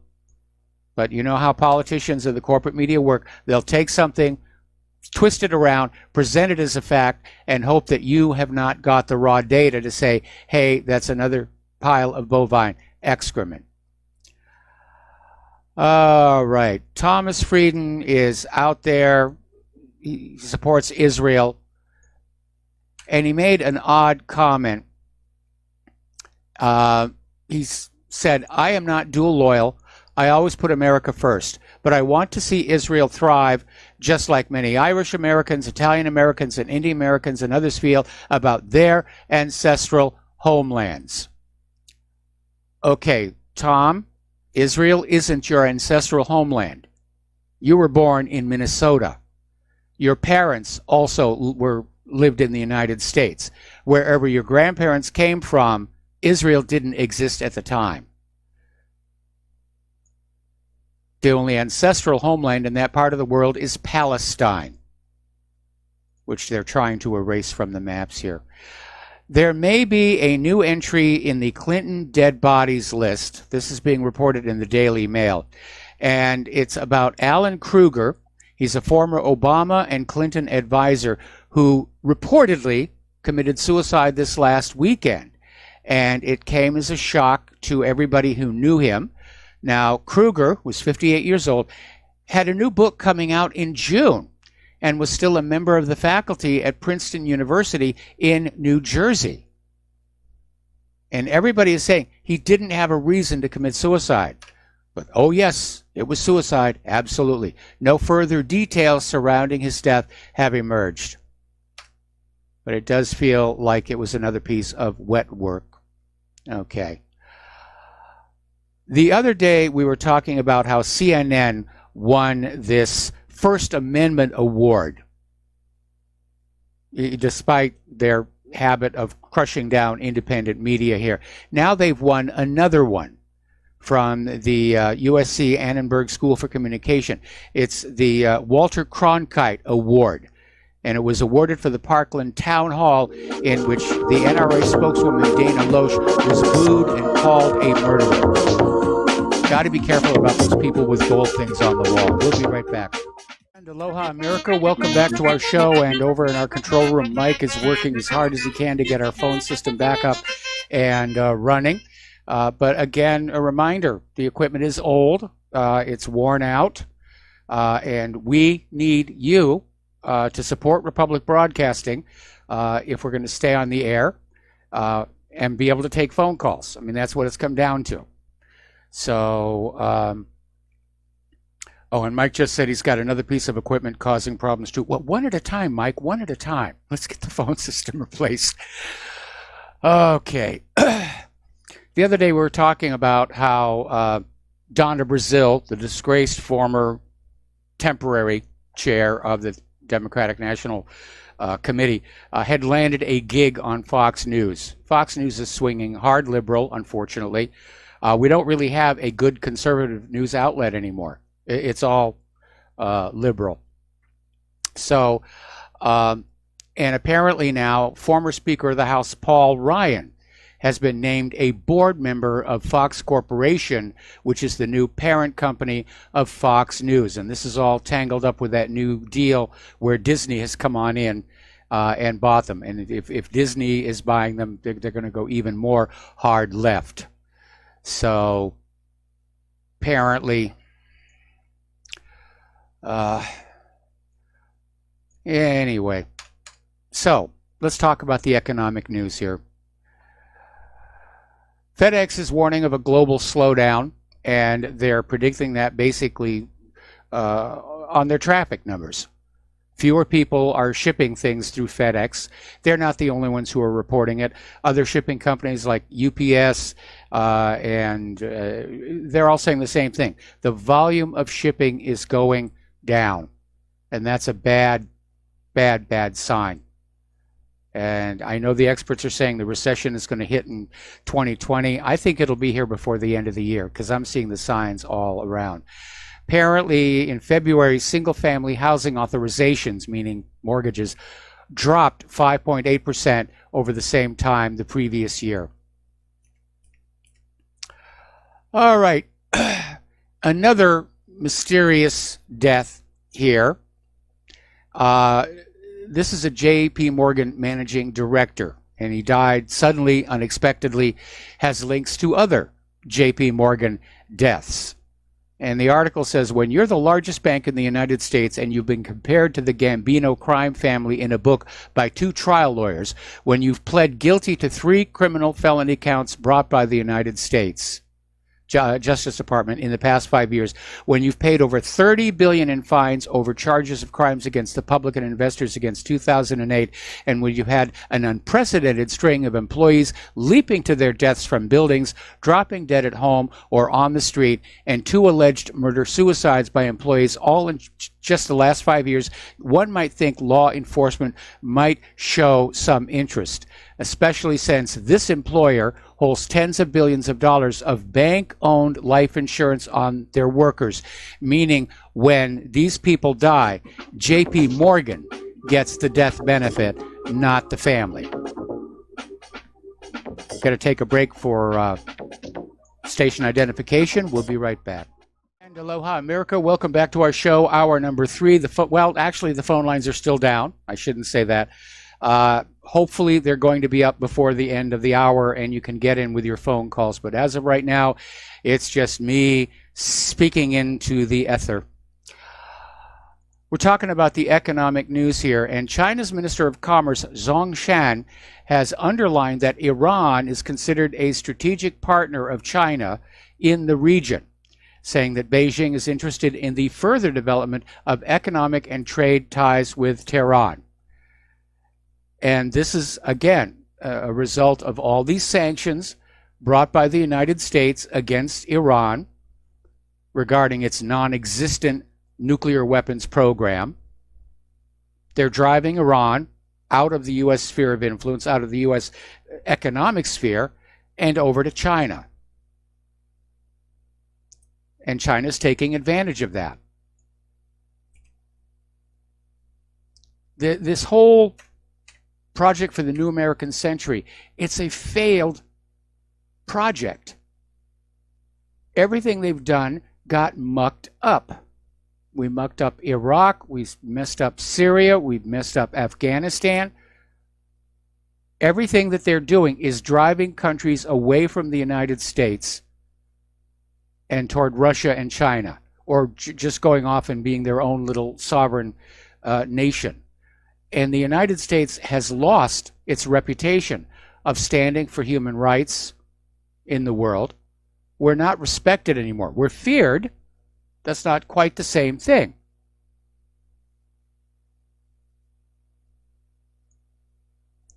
Anyway, right now, the wars are costing $97 billion a year. That's not the total Pentagon budget. There's a lot of stuff the Pentagon spends money on. The actual direct cost of sending people and weapons to these other countries and blowing people up is $97 billion a year. And it's bankrupting America. That's a big part of what brought the Soviet Union down. The Soviet Union, in response to Reagan's Strategic Defense Initiative, basically started spending all kinds of money to develop ways to deal with SDI, with Star Wars. And it strained their economy to the point where it eventually cracked. Now, baby boomers are starting to retire, and they may be in trouble. Social Security, the trust fund is filled with IOUs going on back to the Clinton administration. The pensions are not safe. Many of them are filled with questionable investments, and there may be no protection there as well. So things are looking very, very grim. Getting on into immigration and globalism, apparently illegal aliens have taken $120 billion with a B from the U.S. economy in the last decade. And what we're talking about here is money that they will basically send back to their home countries. And we're hemorrhaging money because of this illegal immigrant problem. Now, apparently the Pentagon has identified an additional $12.8 billion in unused construction funds that could be used for building Donald Trump's wall. So, Donald, whoever's listening to this show on your behalf, start building the wall. Okay.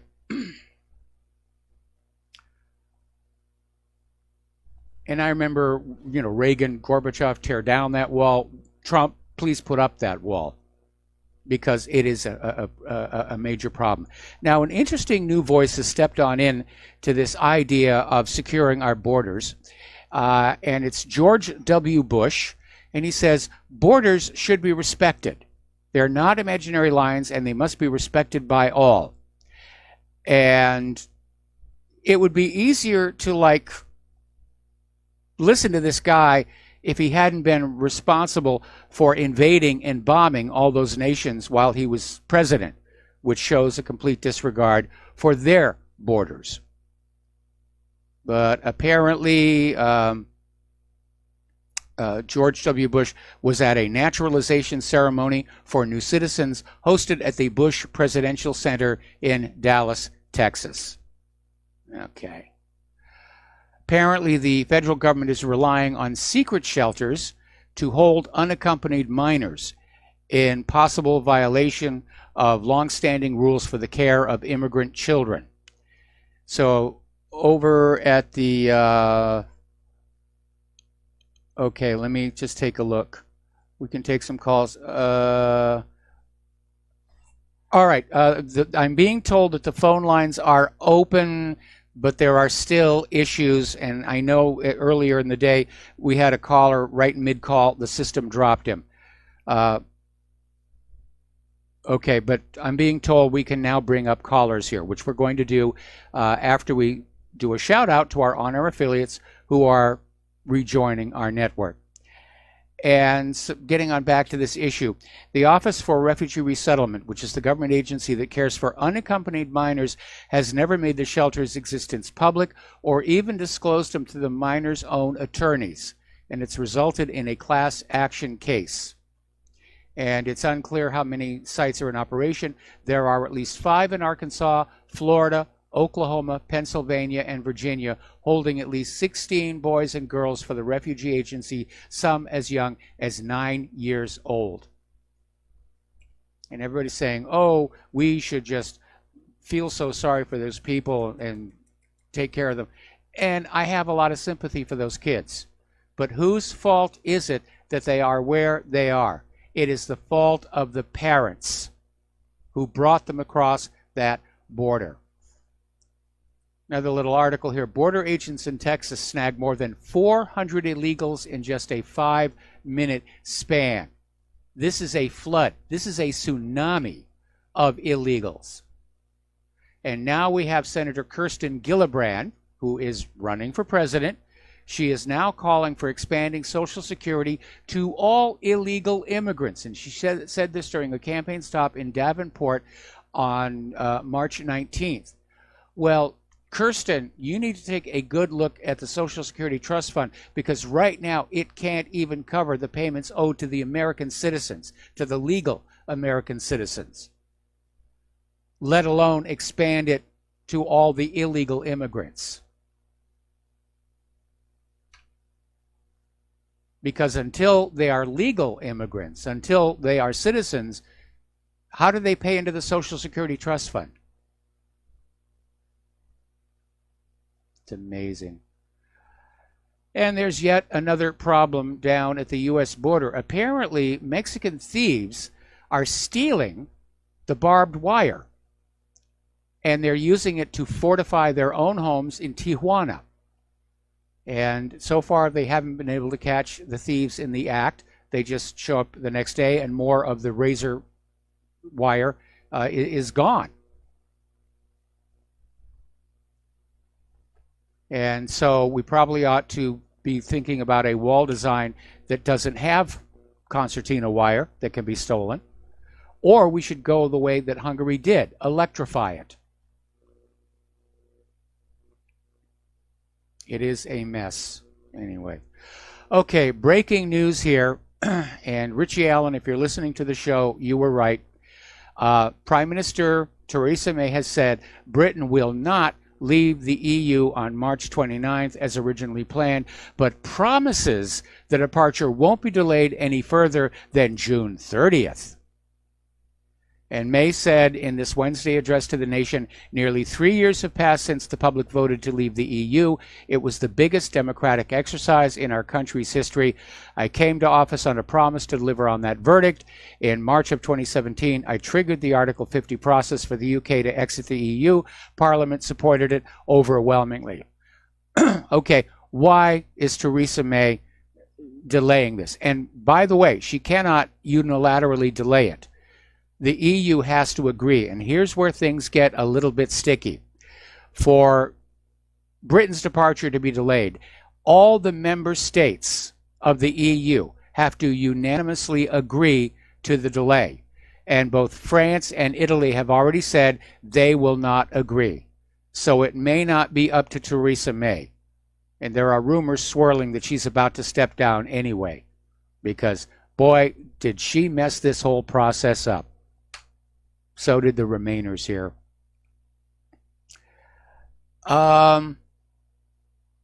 This is silly. Article out of Russia Insider. And there's supposedly a study that was published by some psychologists. And remember, there's no absolute science behind psychology or psychiatry. It's all subjective. But based on this study, experts, and I say that tentatively, are saying that every single person who questions Western military interventionism is both an anti-Semitic bigot and a Russian national. Now, I'm wondering if Russia Insider accidentally looked at The Onion, because that's how bizarre this story is.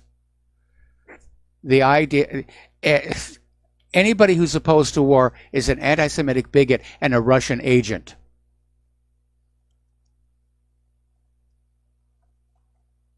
Another story, this one's coming out of Russia Insider, saying, is anti-Semitism a pandemic? And they're saying, no, maybe it's just a cynical ploy to discredit dissidents.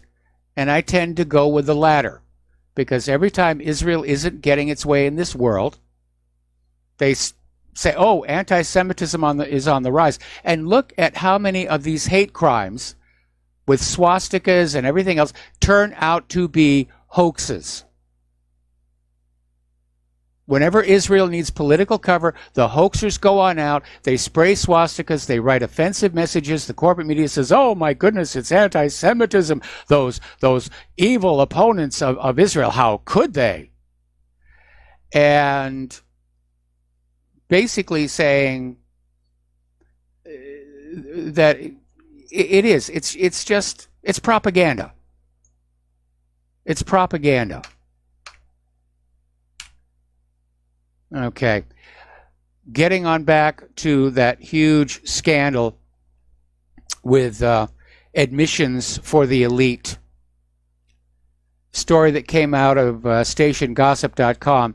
There's this UCLA student who had never played competitive soccer, was named on the 2017 elite team alongside members of the U.S. and Canadian national side after her parents transferred Facebook shares worth $250,000 to get her in. This is just discrediting the entire university system. Not that it had much credibility after all this liberal indoctrination. But this YouTube star, Emma Mondin, she's 19 years old from California, and basically she was rejected from the University of Southern California, and she made a video basically saying how disheartening it was to learn that Olivia Jade supposedly got into the school under false pretenses, which is exactly what happened.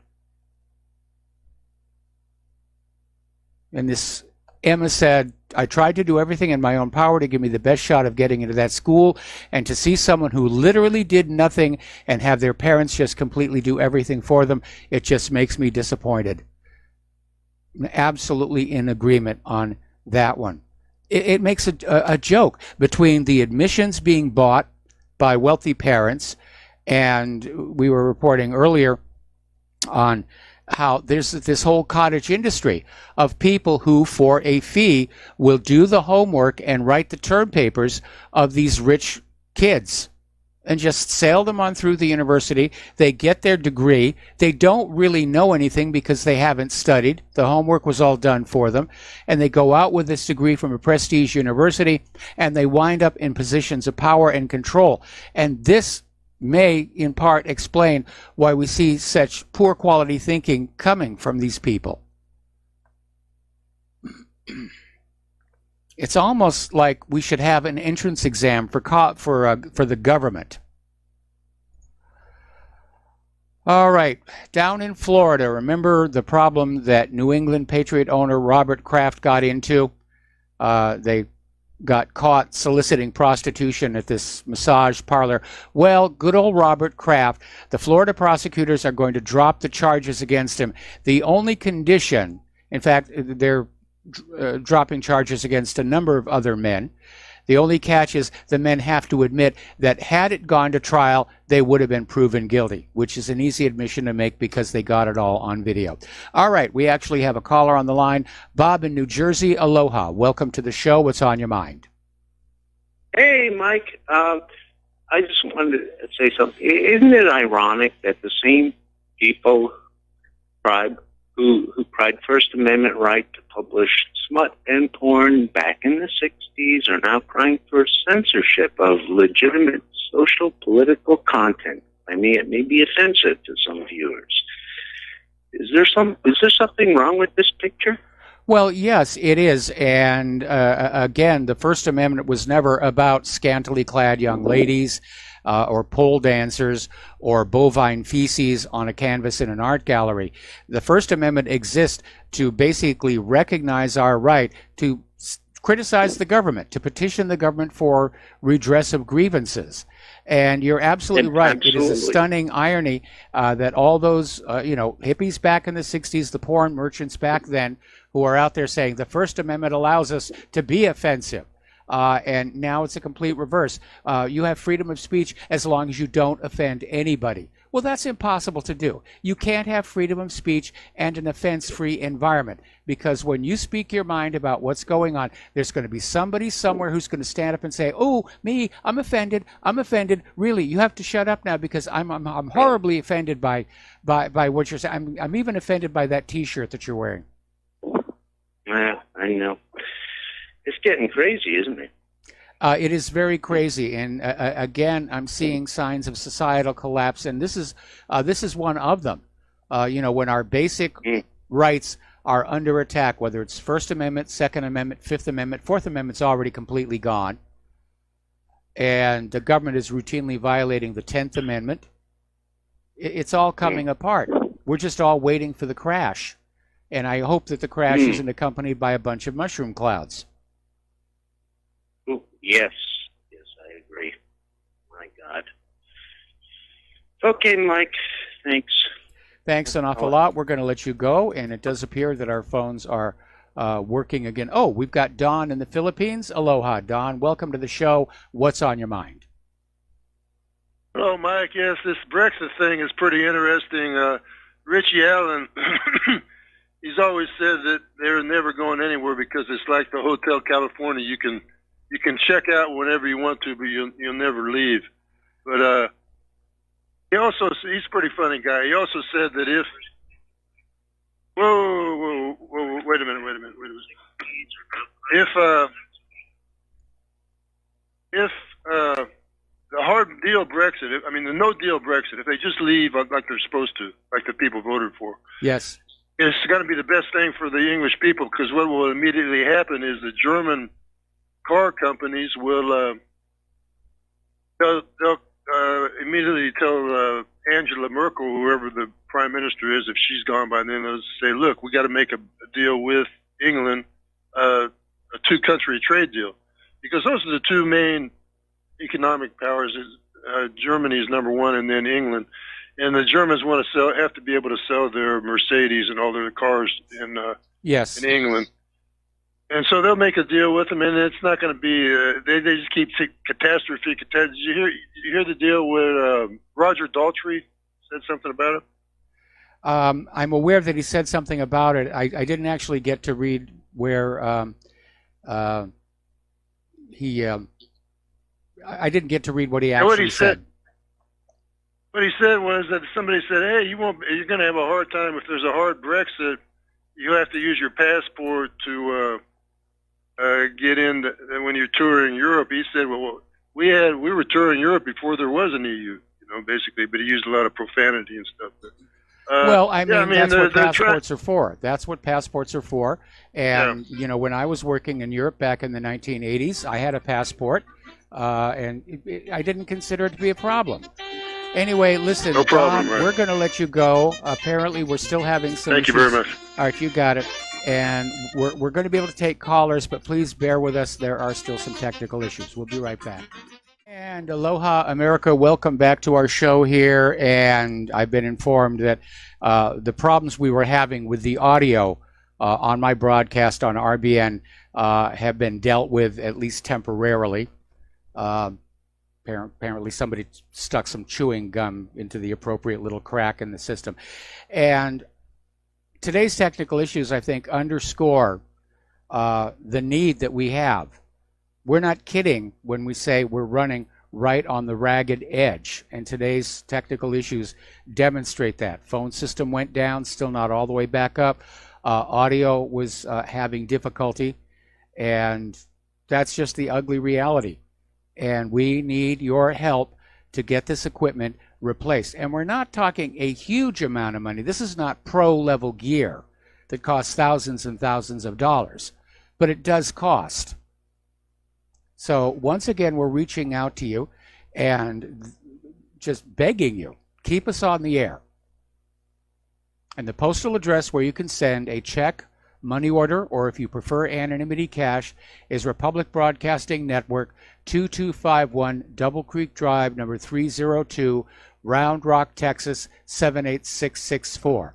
The phone number where you can make a credit or debit card donation or pledge to be a recurring subscriber is 800-724-2719, extension 1 during normal business hours, extension 3 at all other times. The network thanks you. So let's get on back here to this whole saga over the Boeing 737 MAX aircraft. And what was interesting is there's emerging this incestuous relationship between the FAA and Boeing, where the FAA basically relied on Boeing to carry out safety checks on the systems of the aircraft, which would of course include that software.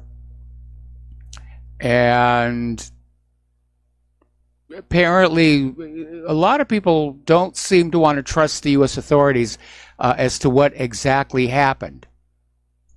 And I'm hardly surprised. So the black box recorders are still being analyzed over in France. They reveal clear similarities between what happened in Ethiopia and what happened in Indonesia last October. And here's where it gets rather interesting.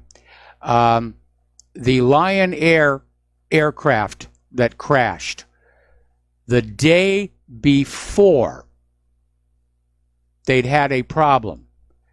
And they were able to get past it because they had an off-duty pilot who was just sitting in the jump seat of the cockpit, who was able to diagnose the problem and was able to tell the crew how to disable this malfunctioning flight control system and save the aircraft. Now that should have been part of the training of the pilots, but apparently the next day, under command of a completely different crew, facing the identical malfunction, the jetliner crashed into the Java Sea, killing all 189 people aboard. Now, why was something not done that day before? That flight crew had to get on the ground and say, look, something went badly wrong with this aircraft. And that extra pilot would have said, we had to disable this malfunctioning flight control system. What was that airplane doing up in the sky the next day?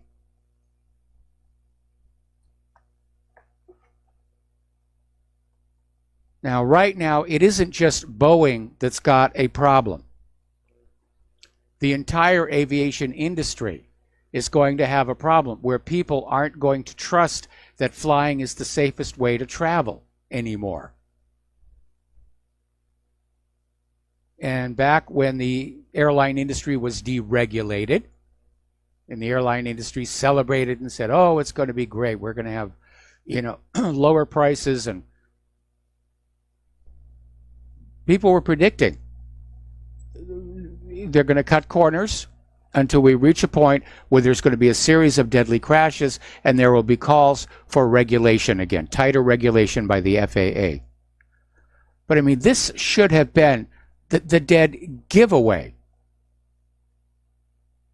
And we're talking about the Lion Air crash, which happened months ago. And not a peep from Boeing or the FAA that there might be an issue with this aircraft.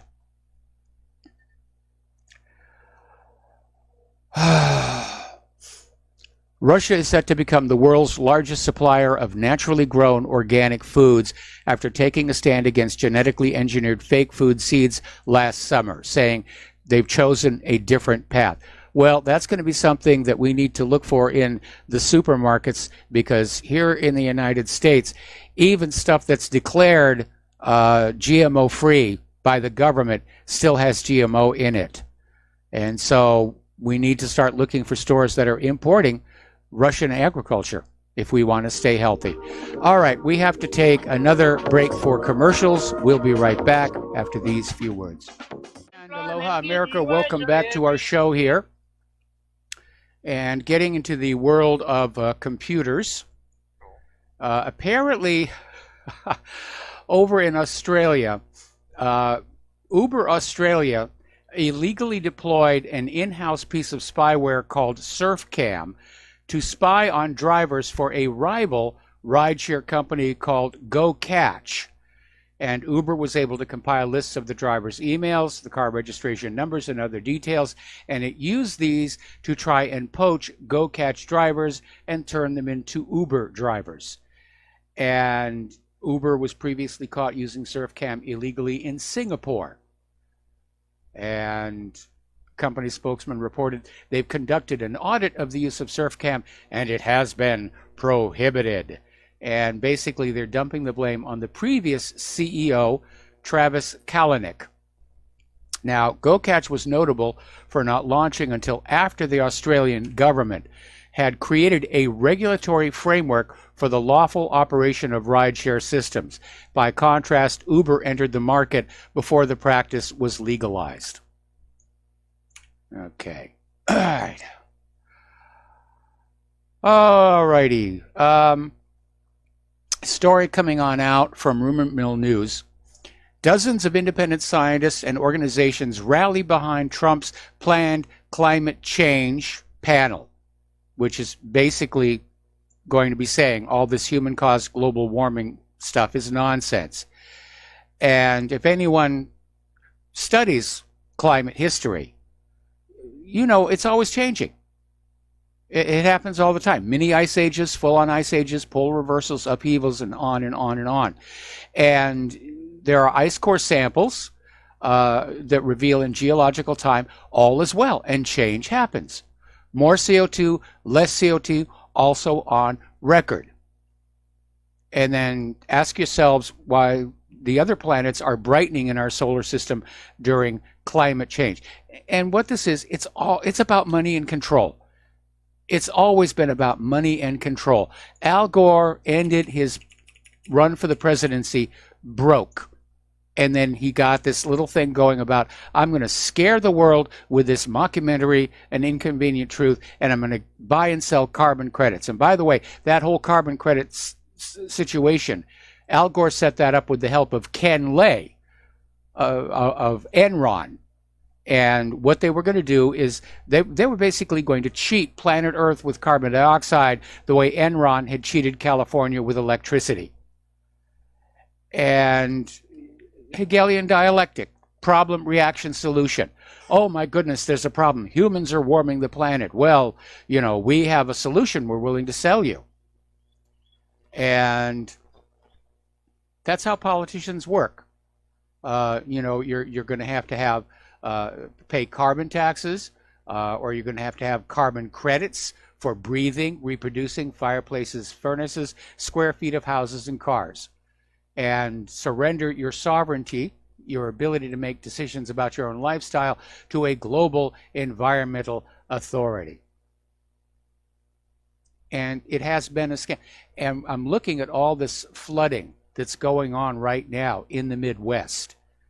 And obviously, it's been caused by the fact there was a lot more snow this winter than people were expecting, or at least politicians were expecting. Anybody reading the original Farmer's Almanac knew it was going to be a tough winter. But what's going on here is we have a government that has become entirely detached from the real world.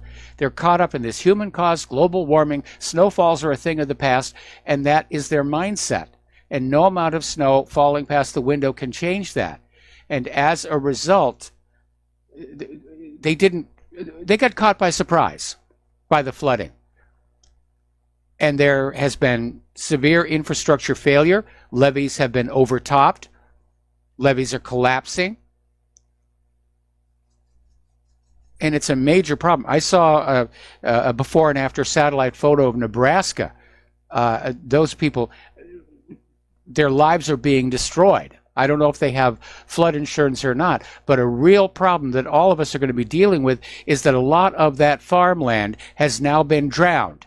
And the crops that were on that farmland being planted for spring, that's now all been washed away. Livestock has been drowned. There's going to be food shortages in this country come summertime.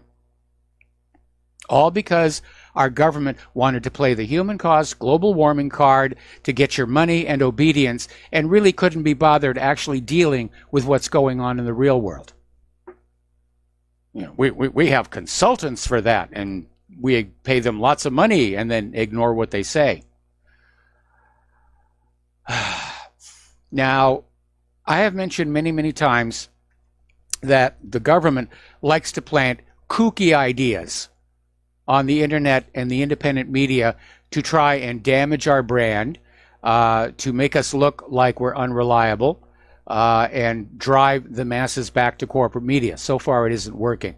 There are entire websites that have been set up that look like they're serious news sites, but they do nothing but put out garbage and hope other websites will link to it so that they can be embarrassed down the road. And these are the people who come out with how the Apollo moon landings were faked. The government is hiding flying saucers in Area 51, chemtrails, HARP, all this kind of stuff. And one of the latest that they've come up with is the flat Earth. And I remember seeing an issue of National Geographic in a waiting room where they were bemoaning, why people don't trust science any longer.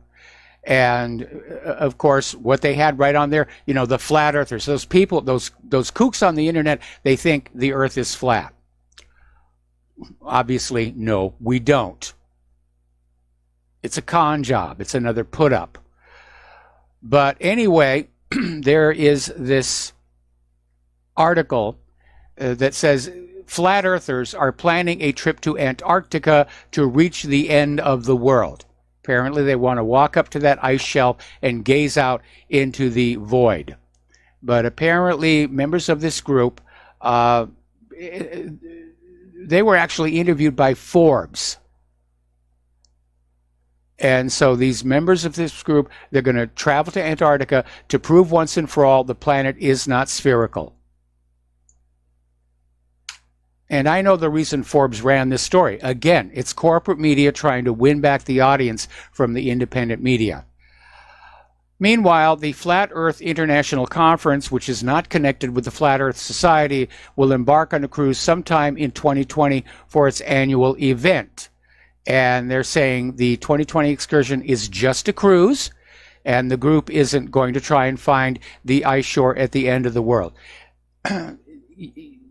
They may have a rough time of it because that band of water around Antarctica is some of the roughest oceans in the world because the currents can flow. There's nothing to block them.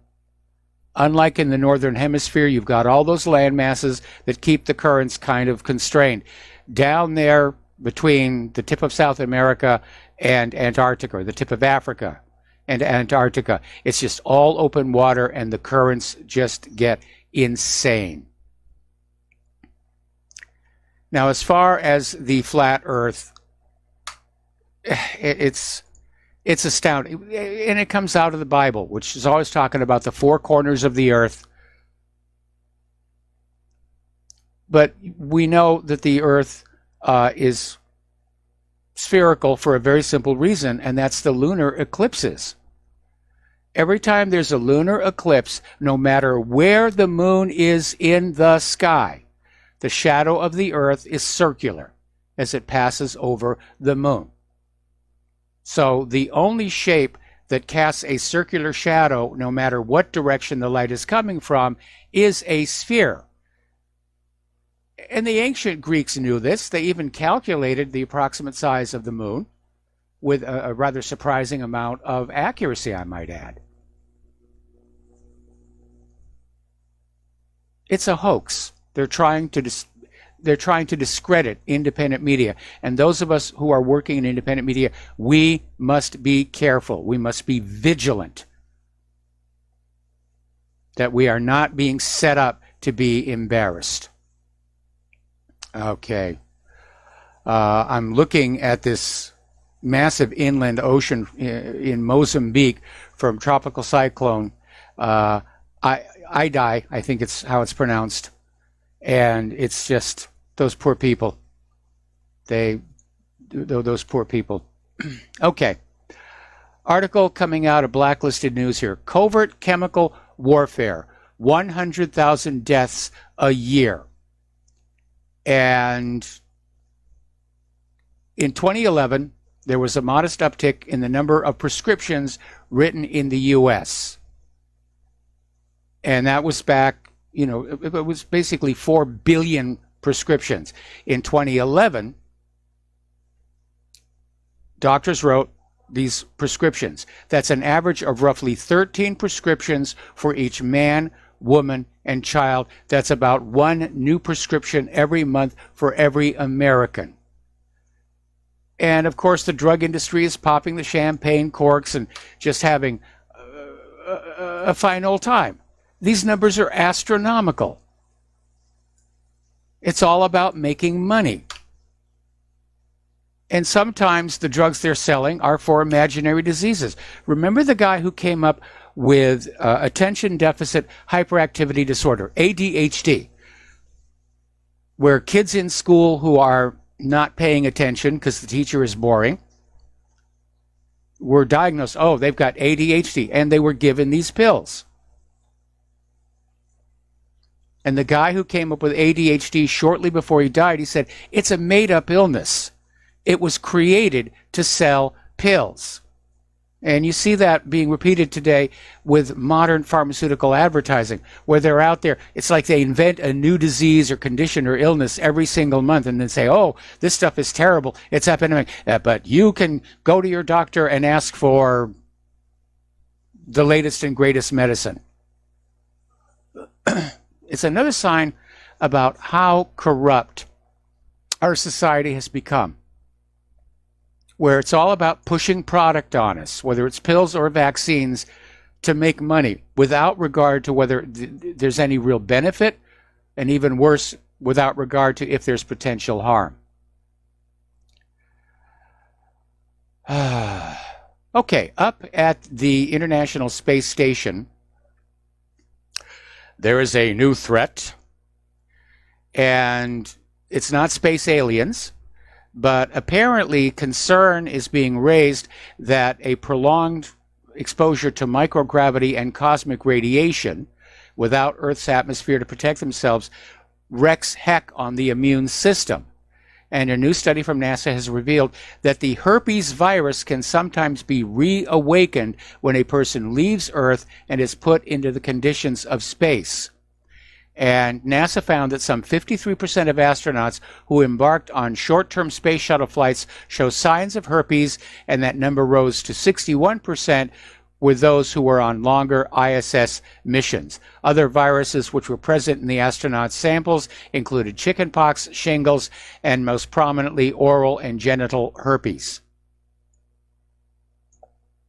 Now, anybody who is engaged in spaceflight or at the ISS, they understand and accept they're exposed to cosmic radiation to a much higher degree than they would be here on Earth. And by the way, before you start screaming about, how horrible that is, those of you who fly on commercial passenger jets need to understand, when you're up there at 30,000 feet, you're exposed to more cosmic rays than you would be on the ground. But you accept that as a risk because of the benefits of getting from point A to point B on a modern passenger jetliner, assuming it's not the 737 MAX 8. So, getting on back to this NASA study, the lead researcher, Dr. Satish Mehta of NASA's Johnson Space Center, said during spaceflight, there's a rise in the secretion of stress hormones like cortisol and adrenaline, which are known to suppress the immune system. Well, I can understand why they'd be having an adrenaline rush. And he goes on to say, we find the astronauts' immune cells, particularly those that normally suppress and eliminate viruses, become less effective during spaceflight and sometimes for up to 60 days thereafter, which means even after they return to Earth, it's going to be about 2 months before their immune system gets back to normal. Okay. Apparently, there's another expedition, this one with YouTube star Logan Paul, that are going to go to Antarctica to prove the Earth is flat. And apparently his expedition includes a list of celebrities, including rapper B.O.B. And this expedition says they're going to find the edge of the world. Well, as I understand the flat Earth theory, You don't need to go to Antarctica to find the edge of the world. The edge of the world is in all directions. So you might want to think about going someplace that's maybe a little more survivable. But these are all going to wind up with these huge, huge embarrassments. And out in California, about 150,000 people have flocked to a California city for what's being called the Poppy Apocalypse. And this is actually something that happens every year, and I remember it happening when I lived in California. This happens out in Lake Elsinore. And depending upon hydration and other factors, sometimes there's only a few poppies, sometimes there's a lot, and it can look like that scene from The Wizard of Oz. And again, these are not opium poppies, so you're not going to fall asleep like Dorothy did. But it's just a very beautiful thing to see. Unfortunately, it's creating a huge traffic jam and a logistics nightmare. And Interstate 15 literally became a parking lot. People fainted in the heat, and apparently a dog romping through the poppies was bitten by a rattlesnake, which is something that we do have in California. And Lake Elsinore had tried to prepare for the crush of people drawn by the super bloom.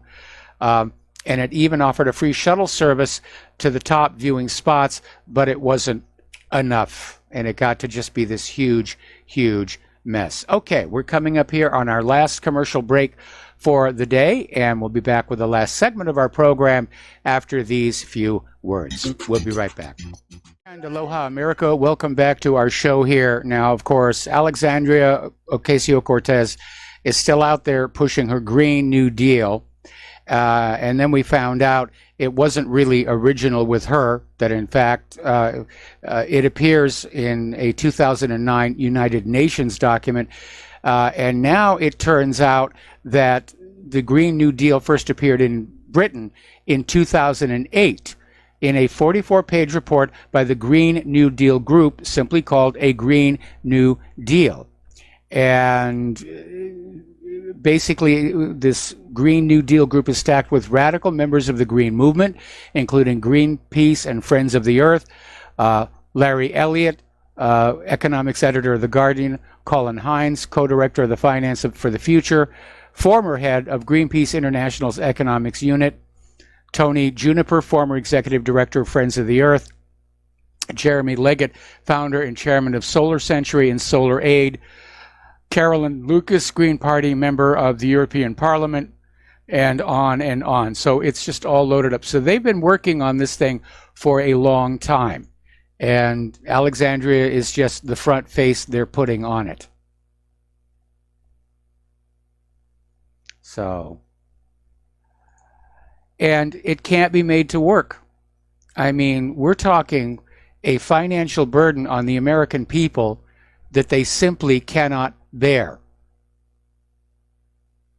And I guess politicians, the globalists, the liberals, are still living in this fantasy land where they think the American people still have lots and lots of money.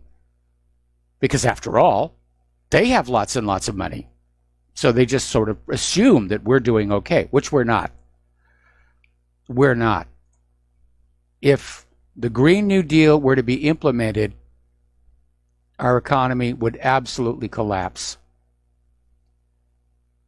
And it's all about getting rid of carbon dioxide. Now, carbon dioxide is an essential molecule for life. It's plant food. It is not, as the EPA likes to declare, a toxic pollutant. If there's no CO2, there's no life on Earth. That's what it comes down to. And as CO2 levels have risen over the last few years, even as the planet gets colder, I might add, satellites are showing plant life on Earth is increasing. It's encroaching back into deserts because there's more plant food in the air. Okay.